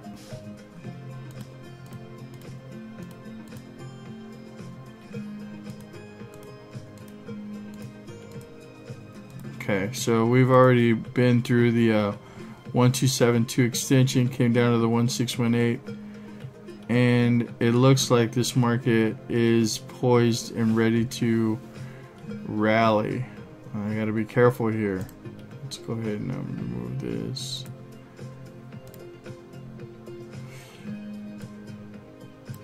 Okay, so once again, I'm looking for this market to actually break above this trend line.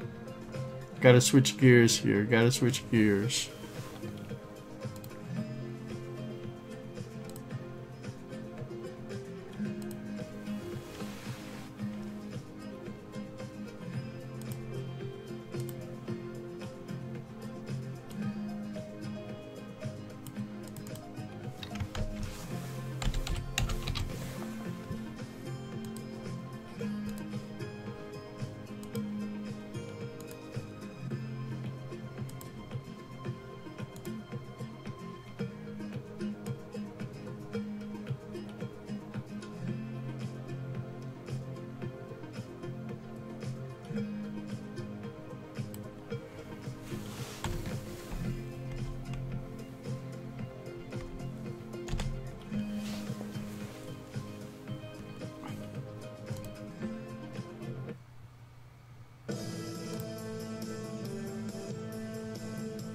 Bloomberg Surveillance Worldwide, Mayor Chayich and Tom Keene, thrilled you're with us again. We're watching EM among many other issues. I'm watching Lira on more than anything, 6.38 right now on Lira, but there's a couple other stories there, including Indian rupee, really having a tough go of it the last number of days. Mayor Chayich, what is trending? Yeah, Tom, let's check in on what's trending across the Bloomberg universe. On TikTok, Victoria's Secret is getting worse. That's according to an analyst from Jefferies who put out a research note saying the tube tops were not in style and the leopard print pajamas were a fashion miss. We'll maybe get your take on that later, Tom. On Bloomberg.com, the UK and EU are said to have dropped October as a deadline to reach a Brexit deal. Sources told Bloomberg officials now want to reach a deal by November at the latest. And our most read stories on the Bloomberg terminal: in third place, Musk's rants rekindle concern about the CEO's troublesome tweeting. In second, James Bond's car brand Aston Martin announces plans to list shares in London. And top, Trump warns tech giants, claiming search results are rigged. You can find out more across all our Bloomberg platforms. But for now, let's also get the Bloomberg First Word News. And for that, here's Taylor Riggs in New York. Taylor. Naira, Tom, it's a sign that negotiators from the UK and the European Union are struggling to make progress in Brexit talks. Bloomberg has learned that the two sides have dropped their October deadline and now hope to finalize terms by the middle of November. The risk is that the closer talks run to the UK's exit on March 29th, the greater the chance there will not be a deal. And the Senate may have just kick-started policymaking at the Commodity Futures Trading Commission. The agency is set to be at full strength for the first time since 2014 after lawmakers confirmed 2 new members. The CFTC's chairman said he preferred a full commission before moving ahead on a long-delayed rule to restrict speculation on oil and other commodities. In Florida, voters have selected a Trump Republican to go against a progressive in November's election for governor. Congressman Ron DeSantis won the Republican nomination. DeSantis trailed in the polls but took the lead after a vigorous endorsement from the president. He'll face Tallahassee Mayor Andrew Gillum, who was endorsed by self-described Democratic Socialist Bernie Sanders. Florida has never elected a black governor.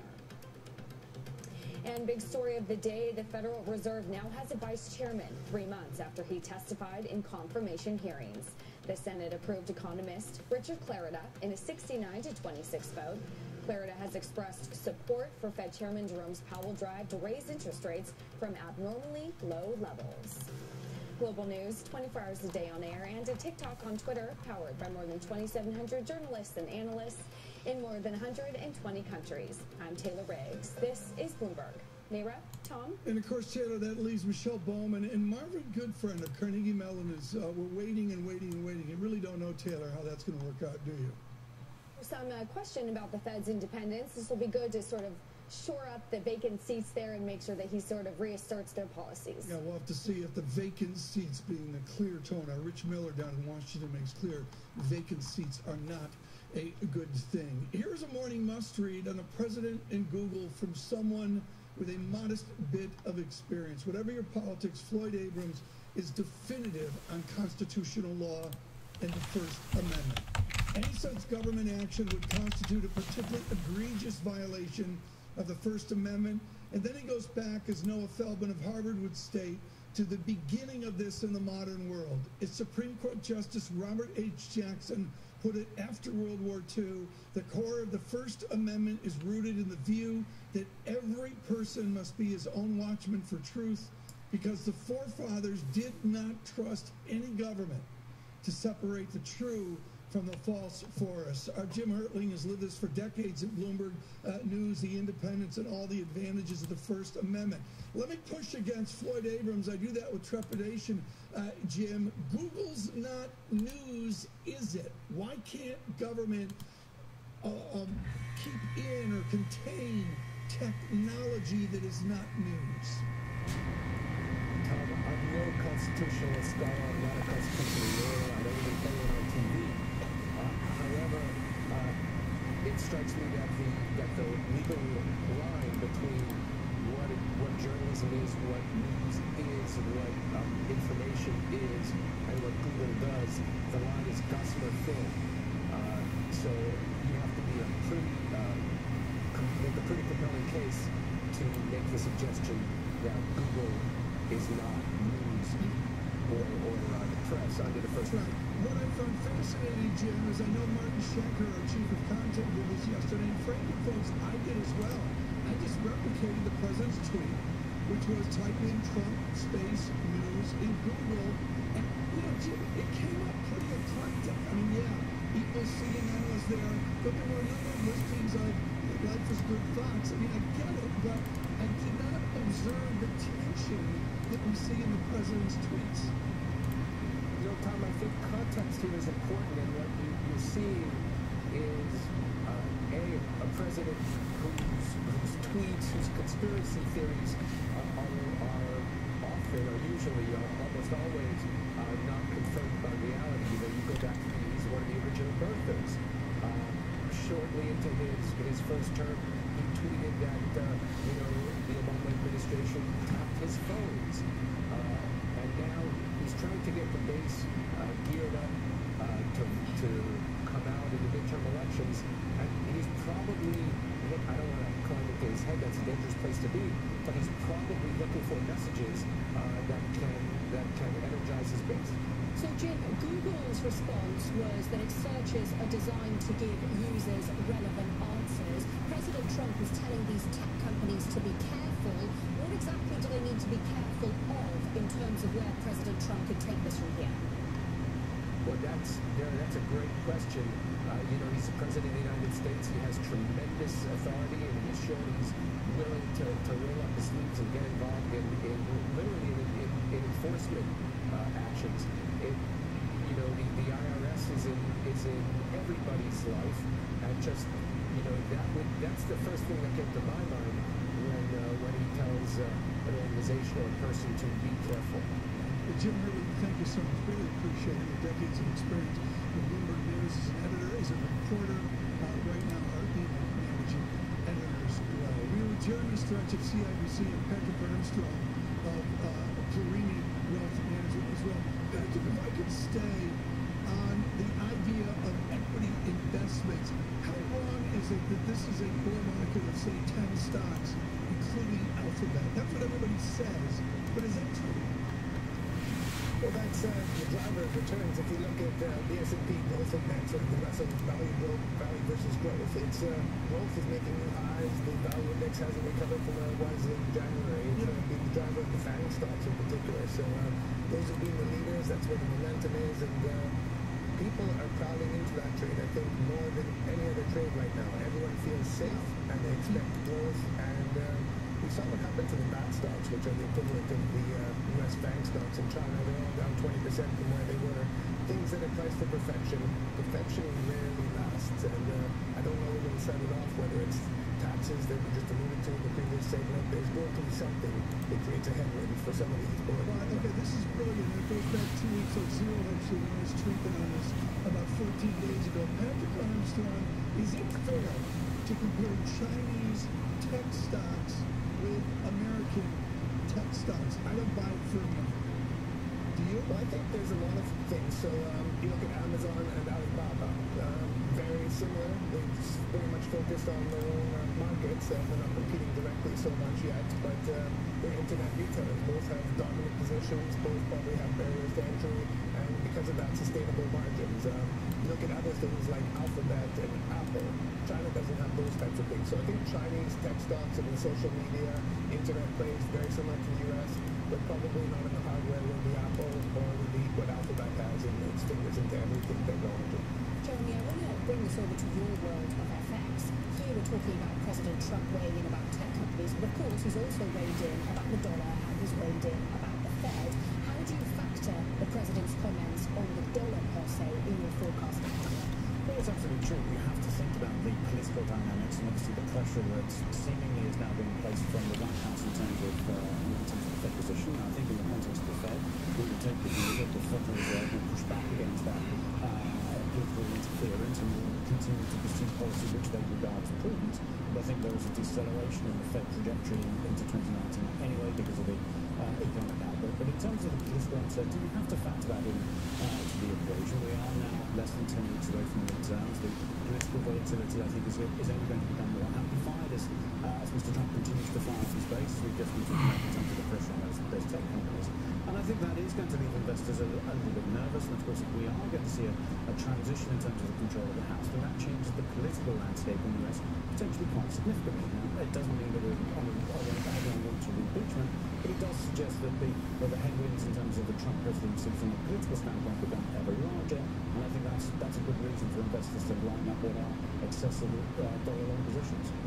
And Patrick, aside from value, which we've talked about and which you like, are you still short US equities despite the fact we keep hitting record high after record? Yeah, so we started shorting the growth equities in particular last week. We're short U.S. equities overall. We're long equities overall, but more of a play in European equities, which are just a more extreme value versus growth. European equities are cheap versus U.S. We think cyclical risk is very much underpriced in Europe. They're benefiting from the weak euro. And everyone doubts the Europe economy for good reasons in some parts, but I think Europe's going to participate in the global economy right now, whereas U.S. stocks are priced to participate, Europe isn't. Very good. Let us continue this discussion. Lots more coming up here on Surveillance this morning. Let me tell you about an important conversation on Bloomberg March today. Joseph Davis, he's at Vanguard. Boy, do they keep taking market share within investment management. Their global chief economist, Joseph Davis of Vanguard. The 10 o'clock hour this morning. Stay with us worldwide. Turkish lira, 6.39. This is Bloomberg.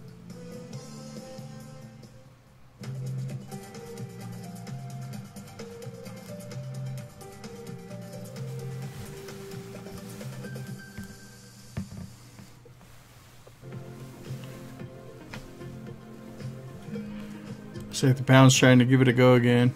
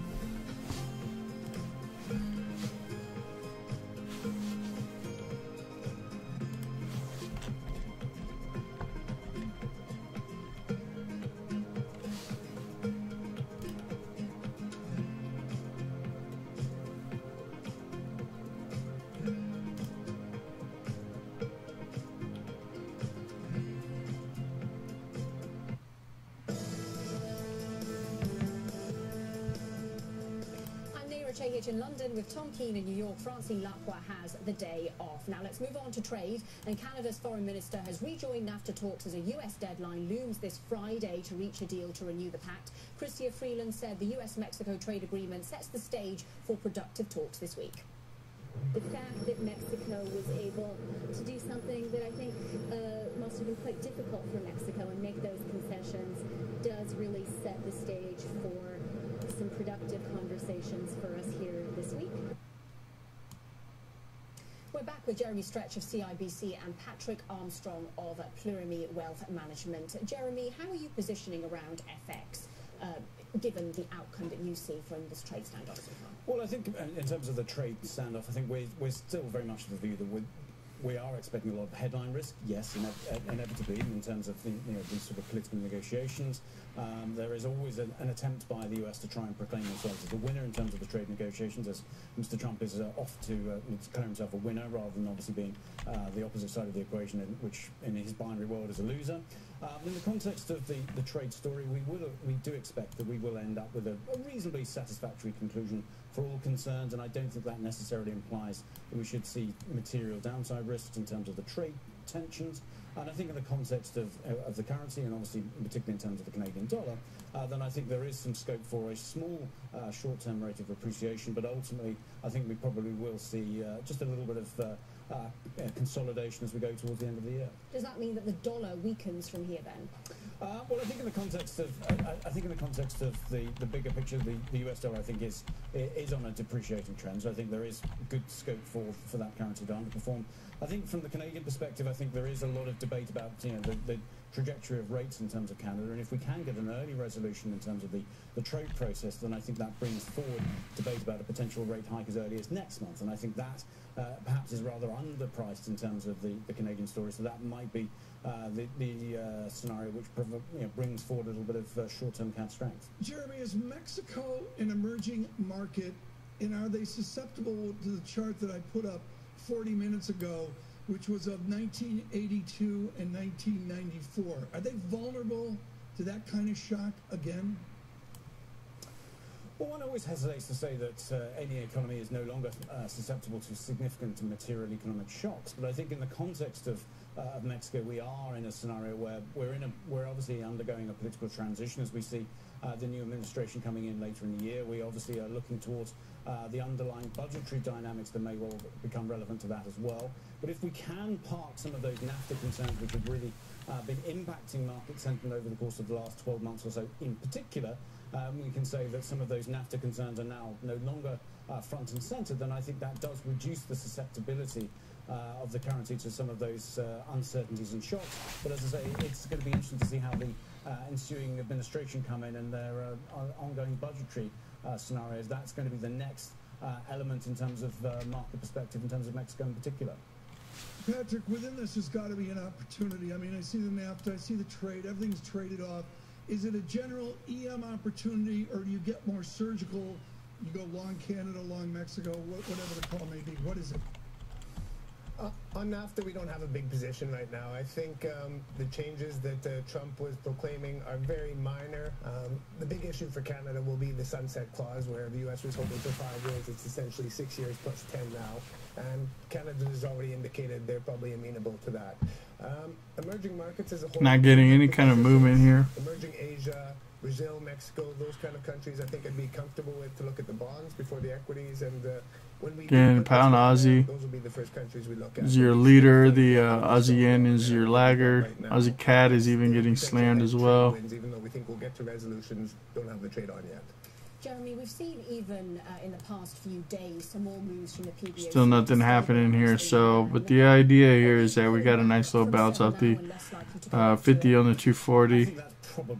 Trying to trade above the 50 on the 60 here in the pound. It's hanging tight. Looks like the euro is not really able to get off its base. Dollar index is trying to show a little bit of strength here.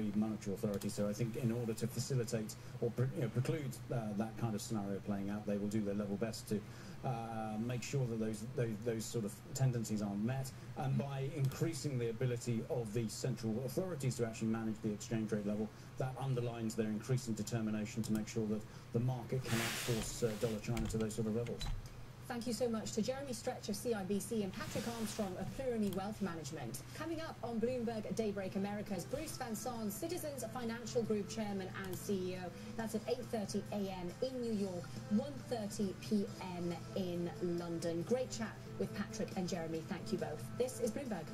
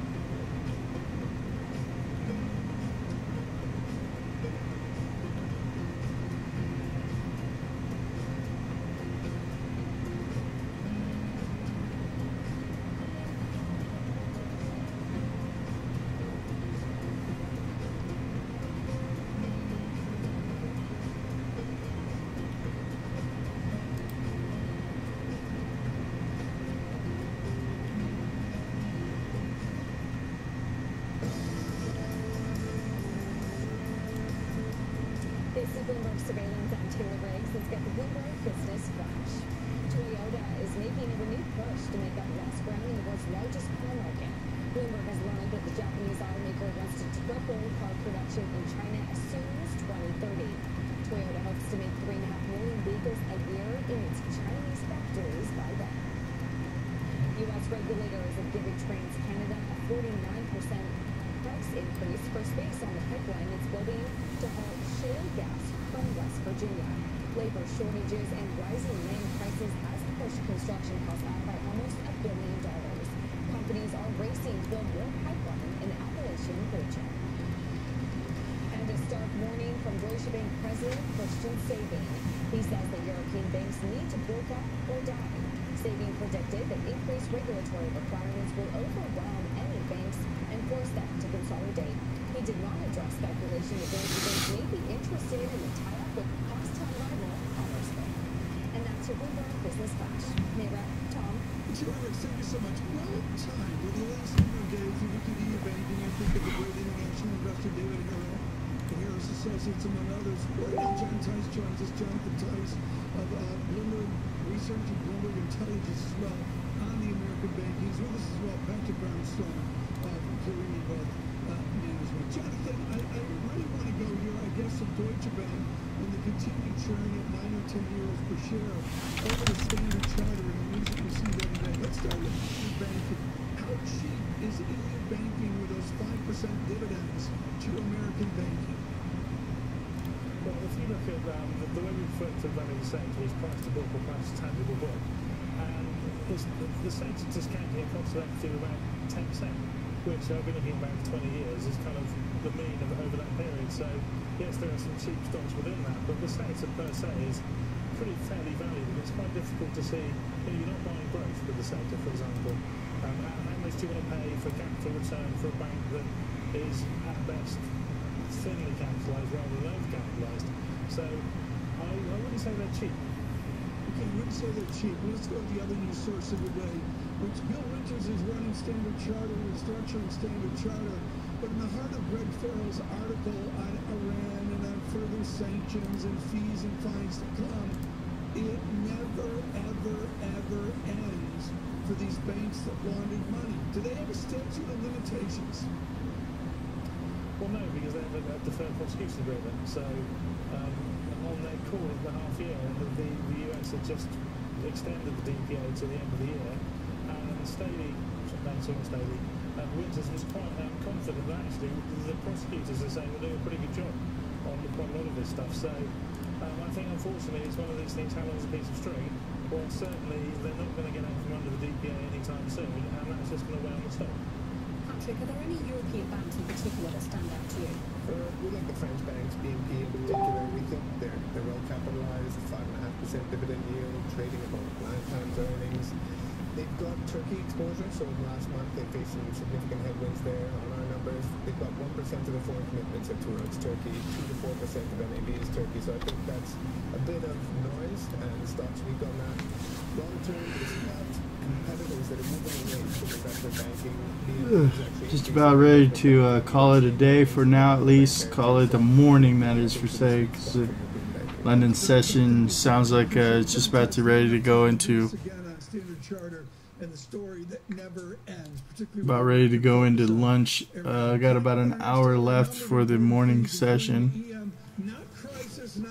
Pound dollar looks like it's actually at least holding up a little bit. Euro's starting to give it a little bit of a tiny bid here. New Zealand dollar is actually holding up very nicely. Tiffany's was just extraordinary. Tiffany's just killing it. Look, it's Tiffany's, New York City. For those of you on radio, I'll send you out a photo of Audrey Hepburn in front of Tiffany's having breakfast. Got New York starting to come online. A little bit of a daybreak here happening in New York. It's just about time for a little bit of activity, a little bit more activity starting to come into the markets, just a tad bit. Nothing really too excited to get, nothing to get excited about. Remember that the dollar is currently trading right at the 50 period moving average on the daily chart. Again, we have our eyes on this upper left hand.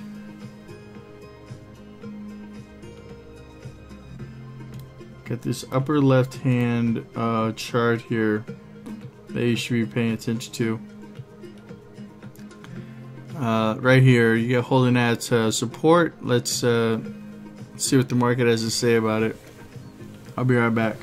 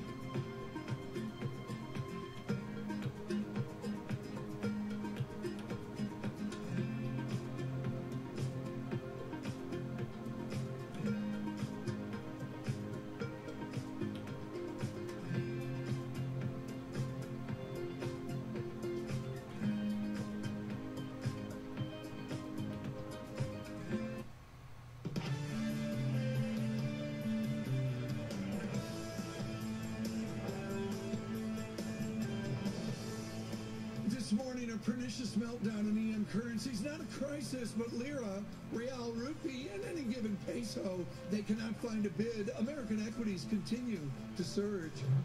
The distance from Tallahassee to the Palm Coast, well, the polarity of Florida amid our culture wars will make for a most eventful November gubernatorial election. And President Trump searches Google. He does not like what he sees. Google has it rigged. Good morning, everyone. This is Bloomberg Surveillance. We're live from our world headquarters in New York. I'm Tom Keene, Naira Chayich in London, in for Francine Lacroix. Naira, this Google thing, I mean, Google's different in Europe than it is in the United States. And here's the president, almost European-like. Yeah, and it's interesting, you know, this is a fascinating story, Tom, because Google's response to this is, look, we bring up relevant news, it's not partisan, what you type in depends on sort of basically the search engine optimization. So it's really interesting that Trump has taken this quite strong stance against these tech companies, telling them to be careful. We had a great chat with Jim Hertling in the previous hour about exactly what being careful means and where this could go from here. Well, there it is. A developing story, is a fake news CNN would say. Right now to the real news, our first word news in New York. Here's Taylor Riggs. Tom, Naira, the UK and the European Union are privately backing off their October deadline for a Brexit deal. Bloomberg has learned that they now hope to finalize terms of the split by the middle of November at the latest. It's an indication that negotiators are struggling to make progress. Meanwhile, Prime Minister Theresa May's spokesman says the pace of talks is picking up. Canada's foreign minister is now joining NAFTA talks in Washington, and she's facing a Friday deadline imposed by the U.S. if the treaty is to include 3 nations. Chrystia Freeland says she's encouraged by progress made by the U.S. and Mexico. President Trump has threatened to impose tariffs on Canadian auto exports if a deal is not reached. Italy may be relying on the hope of a new round of government bond purchases by the European Central Bank. That could shield its public debt from financial speculation and the threat of a ratings downgrade. The newspaper La Stampa reports that the Italian government has reached out to the ECB about such a move. And in Florida, voters have selected a Trump Republican to go against a progressive in November's election for governor. Congressman Ron DeSantis won the Republican nomination. DeSantis trailed in the polls but took the lead after a vigorous endorsement from the president. He'll face Tallahassee Mayor Andrew Gillum, who was endorsed by self-described Democratic Socialist Bernie Sanders. Florida has never elected a black governor. Global news 24 hours a day on air and at TikTok on Twitter, powered by more than 2,700 journalists and analysts in more than 120 countries. I'm Taylor Riggs. This is Bloomberg. Naira, Tom? Taylor, thanks so much. Equities, bonds, currencies, commodities right now. We'll look at EM here carefully as well. Green on the screen with the curve steepening ever so lightly over the last 24 hours. Euro and oil not telling us much information this morning. Next green as well, and it's a VIX that won't move. The VIX ought to be at 11.80, 11.60. It's not. Maybe it's August, maybe it's Naira. I don't know. 12.29 on the VIX. The Dow above 26,000. Yield moves 297 out to a 303. Higher risk on yield over the last number of days. And Turkish lira, I'm looking at the intraday chart right now, Naira, and it really is beginning to test new weakness in the last 24 hours. Yeah, and we've seen quite a lot of that play out across the EM FX spectrum, Tom. I'm looking at cable, actually slightly higher now, even with question marks over whether that deal deadline could be pushed back between the UK and EU. European equities turning ever so slightly negative. The 10-year BTP yield, though, moving lower. So we're seeing BTP bud spread tightening. That's interesting. And the 10-year Treasury yield pulling back from that 2.9% level as well, Tom. Okay, let's change things up for our crack control room. They're still celebrating Taylor Riggs passing level 3 of the CFA towards your CFA designation. Here's Turkish lira. I just flipped this because Turkish lira goes out to intraday. There it is. Yes, Anthony, nice job. Turkish lira weaker here out 4 standard deviations above 7. We come in to some stability, and in the last 3 or 4 days of trading, again, weaker Turkish lira. Ben Harvey and our Istanbul team are watching this very closely. Naira? Yeah, Tom, you can talk about standard deviations in the lira. A place you can't really talk about that is with the 10-year Treasury yield, because it's heading for its tightest quarterly trading range since 1965. If you take a look at my chart, barely budging that 10-year Treasury yield. We trade at 287 right now, and it's been stuck between those 50 and 200-day moving averages, Tom. Right now, we need to get a briefing on But let's first start with one of the giants of modern constitutional law. No, not Noah Feldman, the speaker. Professor Feldman of Harvard often writes for Bloomberg Opinion. This is the great Floyd Abrams. Whatever your politics, always read Floyd Abrams. Any such government action would constitute a particularly egregious violation of the First Amendment. The Supreme Court Justice Robert H. Jackson put it at the end of World War II. The core of the First Amendment is rooted in the view that, quote, every person must be his own watchman for truth because the forefathers did not trust any government to separate the true from the false for us. We're honored to bring you Martin Scheffer, our Chief Content Officer, who for decades has looked for truth as a watchman at the Wall Street Journal and, of course, at Bloomberg. Marty, what an extraordinary 24 hours for this linkage of technology into news, not even into journalism, but almost into breaking and developing news. This is new territory, isn't it, even for Floyd Abrams? Yeah, it certainly is, and it's certainly new territory to have the President of the United States raise the issue of how news is disseminated and whether or not it's biased, given the fact that he has the executive branch behind him. I do think that, as I mentioned yesterday, Tom, that, the content providers themselves are not particularly thrilled with the way Google displays its news, and probably that speaks to how unbiased it is, because no one seems to be thrilled. So it's, I don't think it's really going to go anywhere, but Donald Trump has picked a theme and he's going to handle it. Okay, but Marty, I do what I always do. I copy the greats. You told me to type in Trump news and see what came up. So I went out and typed in Trump news, and I thought it actually came up, like you say, a jumble and sort of intelligently blended. Yeah, and I just did it right before we came on just now. Fox News is the #1 search result on news on Trump. And Google's aim is to make whatever request we make of their service be relevant to you. And if I have to say, if Donald Trump is looking for positive news on Donald Trump, he can certainly find it on Google. And so it's really hard to see where his argument holds water. But it does focus attention on how we in the new age get our information. Even that is what will happen legally. If he pursues this approach, as he and Mr. Kudlow mentioned yesterday, it's got to end up in the courts, right? Well, it'll end up in the courts if they try to take any action. Look, the specter of holding Google to task for perceived bias, there's really no action the executive branch can take short of legal action on antitrust grounds, and that has actually been looked at, and there has been no action on Google or Facebook or any of the other large dominant social media platforms on that issue. So it's hard to see how that would happen anytime soon, and certainly the midterms may change the dialogue completely. Yeah, Marty, I was going to ask, what exactly the President or Congress can actually do to influence how internet companies distribute their news. Given what you've just said, it sounds like there's not a huge amount, or at least it's unclear. I think that the chances of Congress or legislation to essentially regulate the distribution of information would be a clear violation of the First Amendment, and I don't think Congress has any desire to go there to begin with.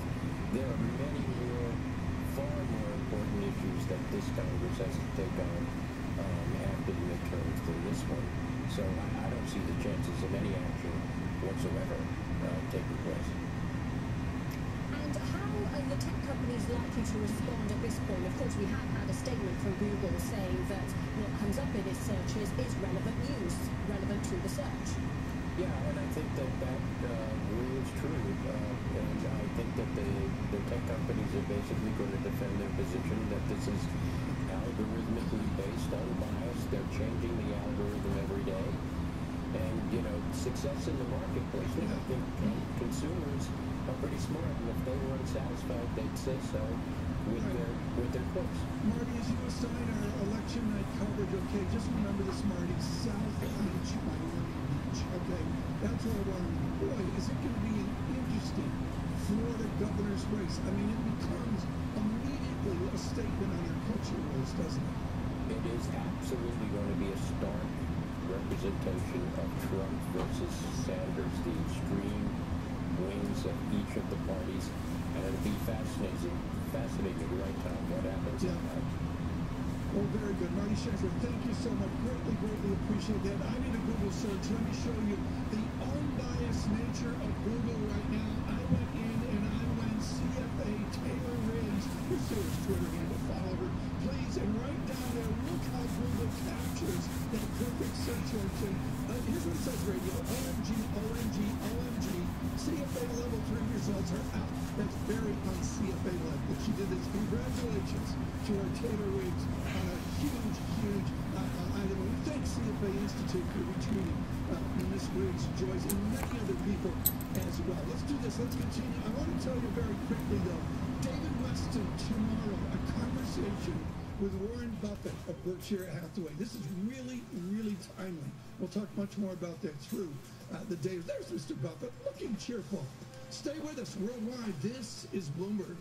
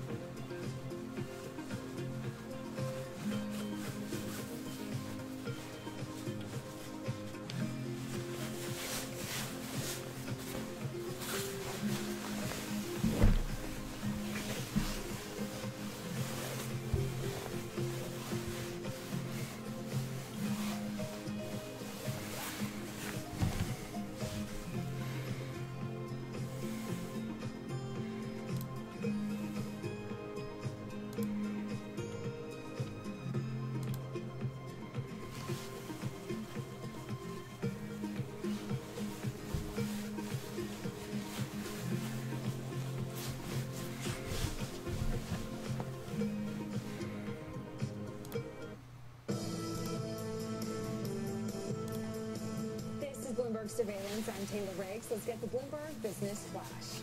The maker of James Bond's favorite car is on the verge of going public. The British maker of the $200,000 sports cars, Aston Martin, is considering an IPO in London. The company is filing registration papers and will decide whether to go ahead by September 20th. Aston Martin is said to seek a valuation of as much as $6.4 billion. Standard Chartered may face another fine for breaching U.S. sanctions on Iran. The British bank has already paid $657 million for secretly moving billions of dollars through the U.S. for Iranian clients. Bloomberg has learned that a new investigation found that Standard Chartered's Iranian business was more extensive than it admitted. The bank says it is cooperating with investigators. And Hewlett-Packard Enterprise came out with a better-than-expected profit forecast, and that's seen as a signal that HPE is starting to benefit from cost cuts and move into higher-margin businesses such as networking and services. And that's your Bloomberg Business Flash. Nayra, Tom. Taylor, thank you so much. With us right now to micro-analyze GDP data and also the linkage into the trade dispute is Harm Bondos of Unicredit. He is acclaimed for tearing apart Y = C + I + G plus NX as well. I'm told the United States is a relatively closed economy. The dollar dynamics for the American economy really don't matter, and I don't buy it for a minute. What is the summation of NAFTA, Mexico, Canada, China, China, China? How do you fold that into GDP analysis? Well, first of all, I think let's just start with a disagreement. I think the U.S. is a relatively closed economy compared to many others. That, of course, and there we agree again, does not matter that all these external noises, developments don't matter at all. So there is an impact. I think if you look at the tariffs that have been imposed so far, in absolute terms, I mean, we're talking about a lot of billions of dollars, but relatively to the size of the economy, it is still tiny. I think what would matter more, and there you have the link between trade and the domestic economy, is if we start to see a spillover on to sentiment, business sentiment, right, the stock market, all this, because then all of a sudden everything got amplified, got multiplied. Okay. We don't see it yet. Well, let's go to the granular then. We saw a pop in inventories yesterday. Everybody came out and reset third quarter GDP. Is the grand mistake of 2018, is it the rollover in GDP is going to happen longer and slower than anybody thinks? I mean, well, yeah, inventories, they have the potential to impact the quarterly path of GDP, right? It usually does not make much of a difference over if you average it out over 4 quarters. The big uncertainty that we had going into 2018 is that nobody really knew exactly how much the stimulus will impact GDP growth. I think so far most of the estimates haven't been that bad. It looks like 2018 will see the U.S. economy growing at slightly below 3%, like 2 and 3/4 to 3%. So I think that is in line with most estimates. And then for next year, we probably can expect some slowdown in growth. It's Naira in London. Good to see you. So, to what extent is the current U.S. growth coming at the expense of future growth? Yeah, that is a good question. I think we may see some effects in investment spending. Something might have been brought forward, particularly because of the one item in the tax reform that you can expense your investment spending right away rather than over several years. That might have been or might bring some growth forward. And then the other big question is how much the big fiscal stimulus, which puts more stress on already stressed public coffers, will impact government spending and the ability to stimulate the economy going forward. As I said, at this point it is uncertain. Investment spending, private investment spending, government spending may be areas which make growth look better at this point, but will become bigger drags than assumed so far in the future. In terms of the trade wars, I spoke to Ralph Preuser of Merrill Lynch earlier, Harm, and he's actually long U.S. inflation. Are you seeing the impact already on inflation from the trade wars? Well, we see the items that have been affected by tariffs, and we talk about washing machines, laundry equipment, as I think the technical terms in the CPI report, and steel prices. That's something we have been talking about last time. So we see the items that are directly affected by tariffs going up in prices. That said, because, as I mentioned earlier, the amount of the goods that is affected is relatively small compared to the overall size of the total economy. It is not really visible in the headline, in the bigger inflation numbers that we look at, like the CPI or the core CPI. Very good. Herm Bondel's with us on GDP. We'll have much more to talk about this. Stay with Bloomberg through the morning. We'll get that second look, an important look at that 4% boom economy as well. This is a really important interview. Bruce Heyman is a different ambassador. He's a former U.S. ambassador to Canada out of Dayton, Ohio. Bruce Heyman with David Weston, Balance of Power. Look for that, the 12 noon hour. This is Bloomberg.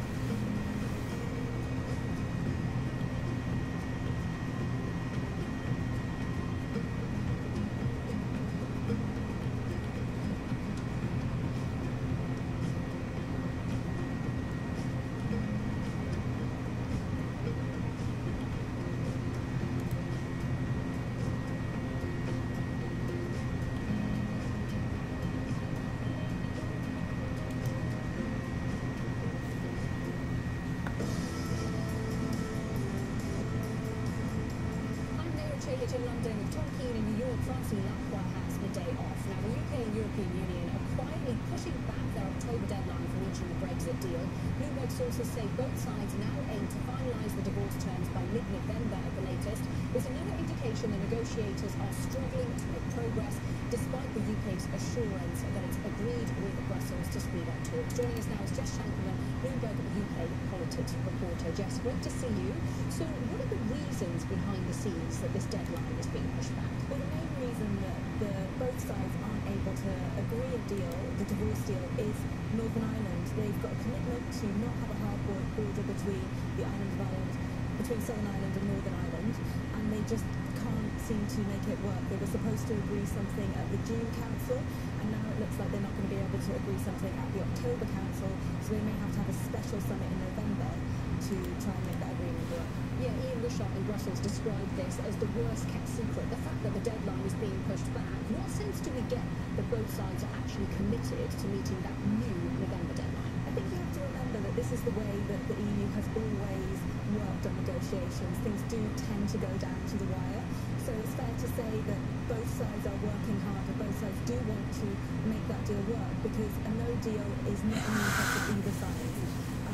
But I guess the difference this time is that the UK is going to leave the European Union on the 29th of March 2019, so they have that hard deadline. And even once that deal is agreed, it has to go to be ratified in both parliaments, and as we know, in the UK there's a lot of division. Both sides are going to want to scrutinise it. The lawmakers aren't going to sign any old thing off, so they need a lot of time to agree that, and if they can't, there's the risk of a no deal. Well, Jess, we're advantaged by our bondos, U.S. economists for UniCredit, but of course spending a little bit of time on the continent as well. What happens a day after a Brexit for Germany, for the Netherlands, for France? What exactly happens after? So, I suppose, Tom, it depends whether we have a deal or not. The UK is now preparing for a no-deal scenario, and they're talking about stockpiling medicines. People are talking about potentially bringing in the army. Yeah, exactly. Jess, let me go to Honbanos, because I think that perfectly captures the gloom out there. Sensible. Yeah, I mean, that sounds indeed very, very gloomy. I mean, first of all, let's hope that we don't get there, that there will be a solution. But at the same time, we've got to say we have had a couple of shocks, results, outcomes that we hadn't expected. Yes. And the immediate fallout was usually not so bad as we thought. It's a bit more like life goes on. It certainly would be a very bad outcome. I don't want to sugarcoat it. I mean, the gloom of the day after, I don't think. Interesting. There? Yeah, thank you so much, Han Barnhold to UniCredit Backstage with us, and thank you also to Bloomberg's Jess Shankleman for joining us on set. Now, remember, Bloomberg users can interact with all the charts we've shown throughout the show using GTV Go. You can charts, you can click on them, download them, take them to your morning meeting, just basically make your day better with them. Looks like the action came and went. Really nothing to speak of, except the pound is actually still holding above that 50 on the 240, which is definitely what I wanted to see in terms of seeing if the pound can actually gain a little strength over the course of the rest of the day, hitting 129, and then looks like we're falling back a tiny bit, but the important thing here is to make sure that it stays above this 2850, 2873 level. That's the 50 on the 240, 50 on the 60. Dollar index futures trying to stay I'm thinking that it needs to stay below the 50 on the 60.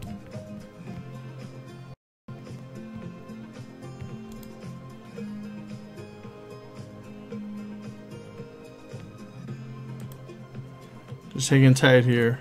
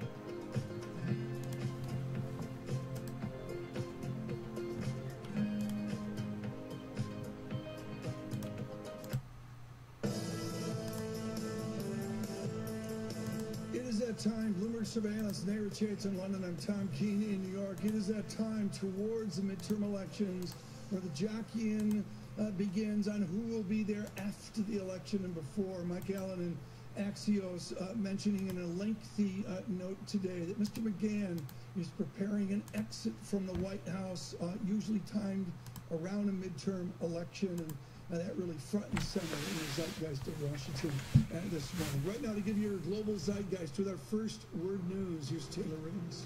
Tom, Naira, it's a sign that negotiators from the UK and the European Union are struggling to make progress in Brexit talks. Bloomberg has learned that the two sides have dropped their October deadline and now hope to finalize terms of the split by the middle of November. The risk is that the closer talks run to the UK's exit on March 29th, the greater the chance there will not be a deal. The Senate may have just kickstarted policymaking at the Commodities Futures Trading Commission. The agency is set to be at full strength for the first time since 2014 after lawmakers confirmed 2 new members. The CFTC's chairman said he preferred a full commission before moving ahead on a long-delayed rule to restrict speculation on oil and other commodities.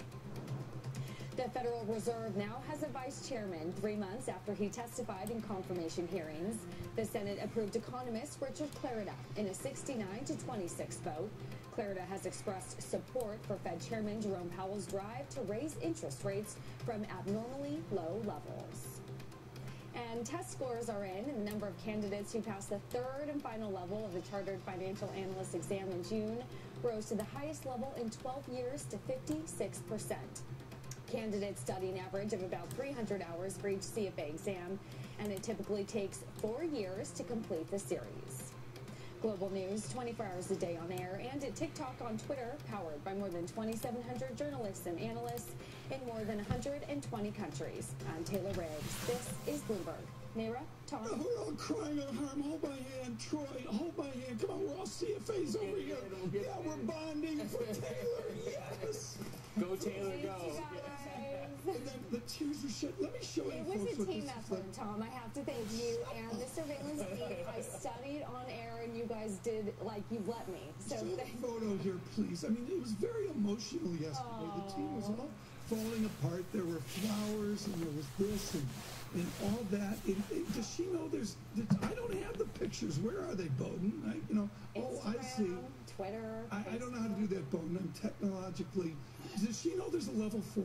I will say I woke up this morning, Tom, and reread the email to make sure it really did say congratulations, and it didn't start with we regret to inform. Well, and everybody around the world, whether you passed or failed, it was a rite of passage. Thank you. For all within the Bloomberg world, it's just an incredible thing to see from the CFA Institute. Well over 60,000 people getting news, good or bad, today as well. Let us migrate over right now to the equity markets and to the great underperformance of alternative investments. Troy Gajewski is with us with Skybridge. Harbondos is with us with UniCredit, and it is a CFA moment. Come on, Troy, CFA level 3. Taylor just got through it, and the answer is you can over-diversify. You can be too smart for your own good. Our hedge funds, once again, too smart for their own good because they're really not in the U.S. equity market. Well, look, I think the biggest drag on hedge fund performance since the crisis has just been hedging, right? So markets have been going straight up, right? Mainly for economic reasons, but also due to quantitative easing and extraordinarily loose monetary policy. So any hedge you have on is obviously going to be a drag. That being said, because the majority of the assets are still in long-short equity, there hasn't been active or alpha from active managements in equity markets for years. There it goes again. That's not in the CFA curriculum. Cut the baloney. Yeah. Year after year, there's been an underperformance because they didn't load the boat on the S&P 500. How upset are the institutional people that Skybridge talks to? Well, look, I think institutions have rightly ratcheted down their return expectations from what they were from 2000 to 2007. But the question is right now, given where we are in this late stage of a cycle, if you want to take money off the table but still have some chance to make a decent return, there are some select hedge fund strategies that have a chance to make high single-digit returns with much lower downside risk. We would say long-short equity, again, the majority of the assets, that's an expensive way to get beta where there's very little alpha or positive return generated from skill. Naira, jump in here, and if you don't ask a question on Delta or Gamma, we're going to stop the program. No, I've actually got a very simple chart here that I want to show, Troy. So basically, all it's showing is that speculators are near record shorts on risk protection. So I'm talking about gold, the 10-year Treasury, talking about VIX as well. Of course, we can have a separate discussion on what is a safe haven now. But we've talked about hedge funds. How else do you diversify given this positioning? Well, the key we think now is for hedge funds to go on diversifications, you still need to be long the U.S. economy. That's the only chance you have to make a decent return. But we think being long credit assets, particularly backed by residential mortgage-backed securities or commercial mortgages, on top of that, being long the credit quality of the U.S. regional banking system, particularly community banks, that's a way to provide long exposure with positive cash flow that isn't as exposed to corporate fundamentals, which is where the preponderance of investor assets are tied to, U.S. equities and to a lesser extent U.S. credit. So yes, it won't provide complete diversification in a downturn, but we think if this cycle looks anything like 2002, that'll provide much less downside than say the S&P or say high-yield bonds. Yeah, and what this chart also suggests is that the market is still very risk on. If you want to stay invested in US equities, and given where we are in the cycle, can you still expect to get some really juicy returns and spikes higher, or is it just a slow grind higher to another record, another record? Juicy is a CFA. Yeah, juicy is level 4. Yeah, I was studying for that last night. No, so to answer your question directly, we are looking at the bull market continues, albeit with more modest gains. That being said, there's no reason to expect U.S. equities to not be at mid to high single digits the next 12 months, unless we get a significant economic slowdown, which we can expect, or dramatically tighter monetary policy that substantially reduces earnings potential. That's right where I wanted to go, because all of this, like I said, the outperformance of equities, what do you do if you're behind? If you're behind those, is nominal GDP year over year, and the factors in this direction, and the vast majority of people look for it to tell. Well, is that just your assumption the juice of the American economy gets in the way of a further equity boom? That's all that we have. The bottom line of the discussion we had before is that companies simply should hire more economists, right? That is the biggest takeaway from this. Yeah, answer your question. So I think there's some room to go on a little bit more, particularly if we look at nominal GDP growth rates, because right now we have the situation where we have pretty good real growth rates, plus inflation is finally moving a little bit higher. But as I mentioned earlier, so the big question is how long will the stimulus continue to support the economy when we go from a support factor to a drag? And our view is that begins somewhere in the middle of next year. So we have probably some on your chart, some more upside, because real growth looks good, inflation is going a bit higher, but at some point next year it will follow the trajectory. I want to get back to the heart of the world, and I think it's Steve Eisman over at New York, all of his acclaim, short-based, long-ad, all that. All that's great, except an institutional client is looking at double-digit S&P returns versus the mumbo-jumbo of your world. What's the move? Well, remember, institutions don't just allocate to equities, they also allocate to other assets such as fixed income. So the main optimism is right now for people that are peeling off a little bit of duration risk. Obviously, it's tough to make money through fixed income these days, given the path of the Fed. And using hedge funds not as a pure substitute, but as an asset that can make mid to high single digits, and admittedly have more downside than bonds. And hedge funds as a diversifier. Correct. That's a juicy phrase. We'll continue. That's level 5, Tom. Level 5. Yeah, so go ahead, Mark. Yeah. I was just wanting to ask in terms of hedge fund positioning on the 10-year treasuries, they're really short compared to asset managers who are long, and the 10-year treasury yield's been stuck in this tight range all of this quarter. How does that inform where that goes from here? Look, we think no one makes a living time in the back end of the yield curve. We've said that for over 10 years. That being said, the back end of the curve is exceptionally low. We think we know why, because of exceptionally loose monetary policy overseas in particular. But to the point made before, given where nominal GDP is, it would surprise us if the 10-year wasn't at 3.25 to 3.5 over the next 6 to 12 months. So even though speculators, and we don't necessarily think it's a great risk position, we think we're better off being long equities or other assets in the booming economy, we do think that speculative length or short position will be proven right over the next 6 to 12 months. It's just been a very painful path to get there. Okay, and Han, Tom was asking you earlier about whether GDP could impact the rise for equities. Let me flip that and ask if we get a meaningful correction in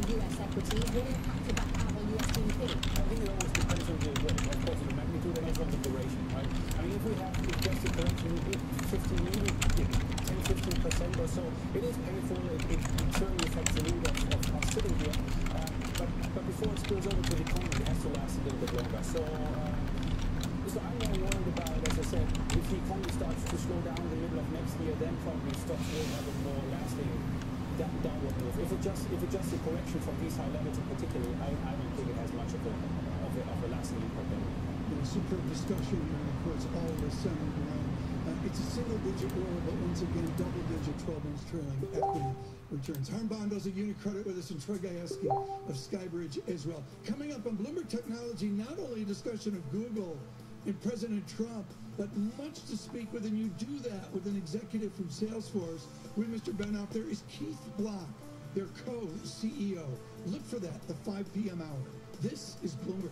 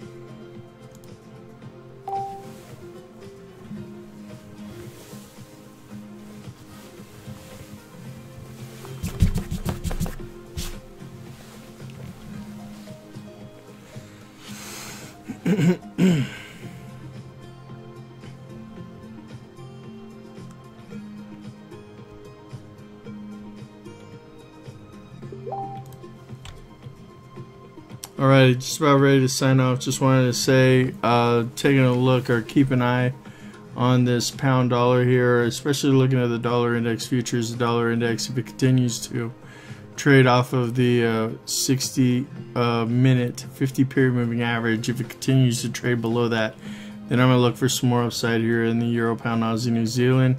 Short, looking for weakness here in the Swiss franc, Canadian, Japanese yen. You have nice swing trade opportunities there in the Swiss franc and the Canadian dollar. Looks like weakness setting up. So the expectation here is that the dollar is probably going to trade below that level of support that we were looking at. Overall, that sets up for a move for the rest of the week, looking for downside here in the dollar index futures.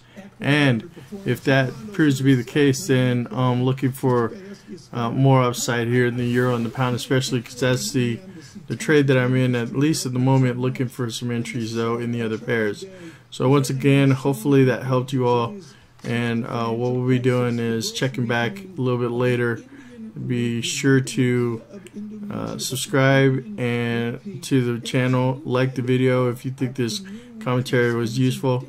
Again, we'll be looking forward to seeing you at the next update. Have a good afternoon. Well, yeah, I mean, if you look at emerging markets, there has been a relatively widespread weakness. Widespread but separate. Yes, but at the end of the day, if you look if you just the chart is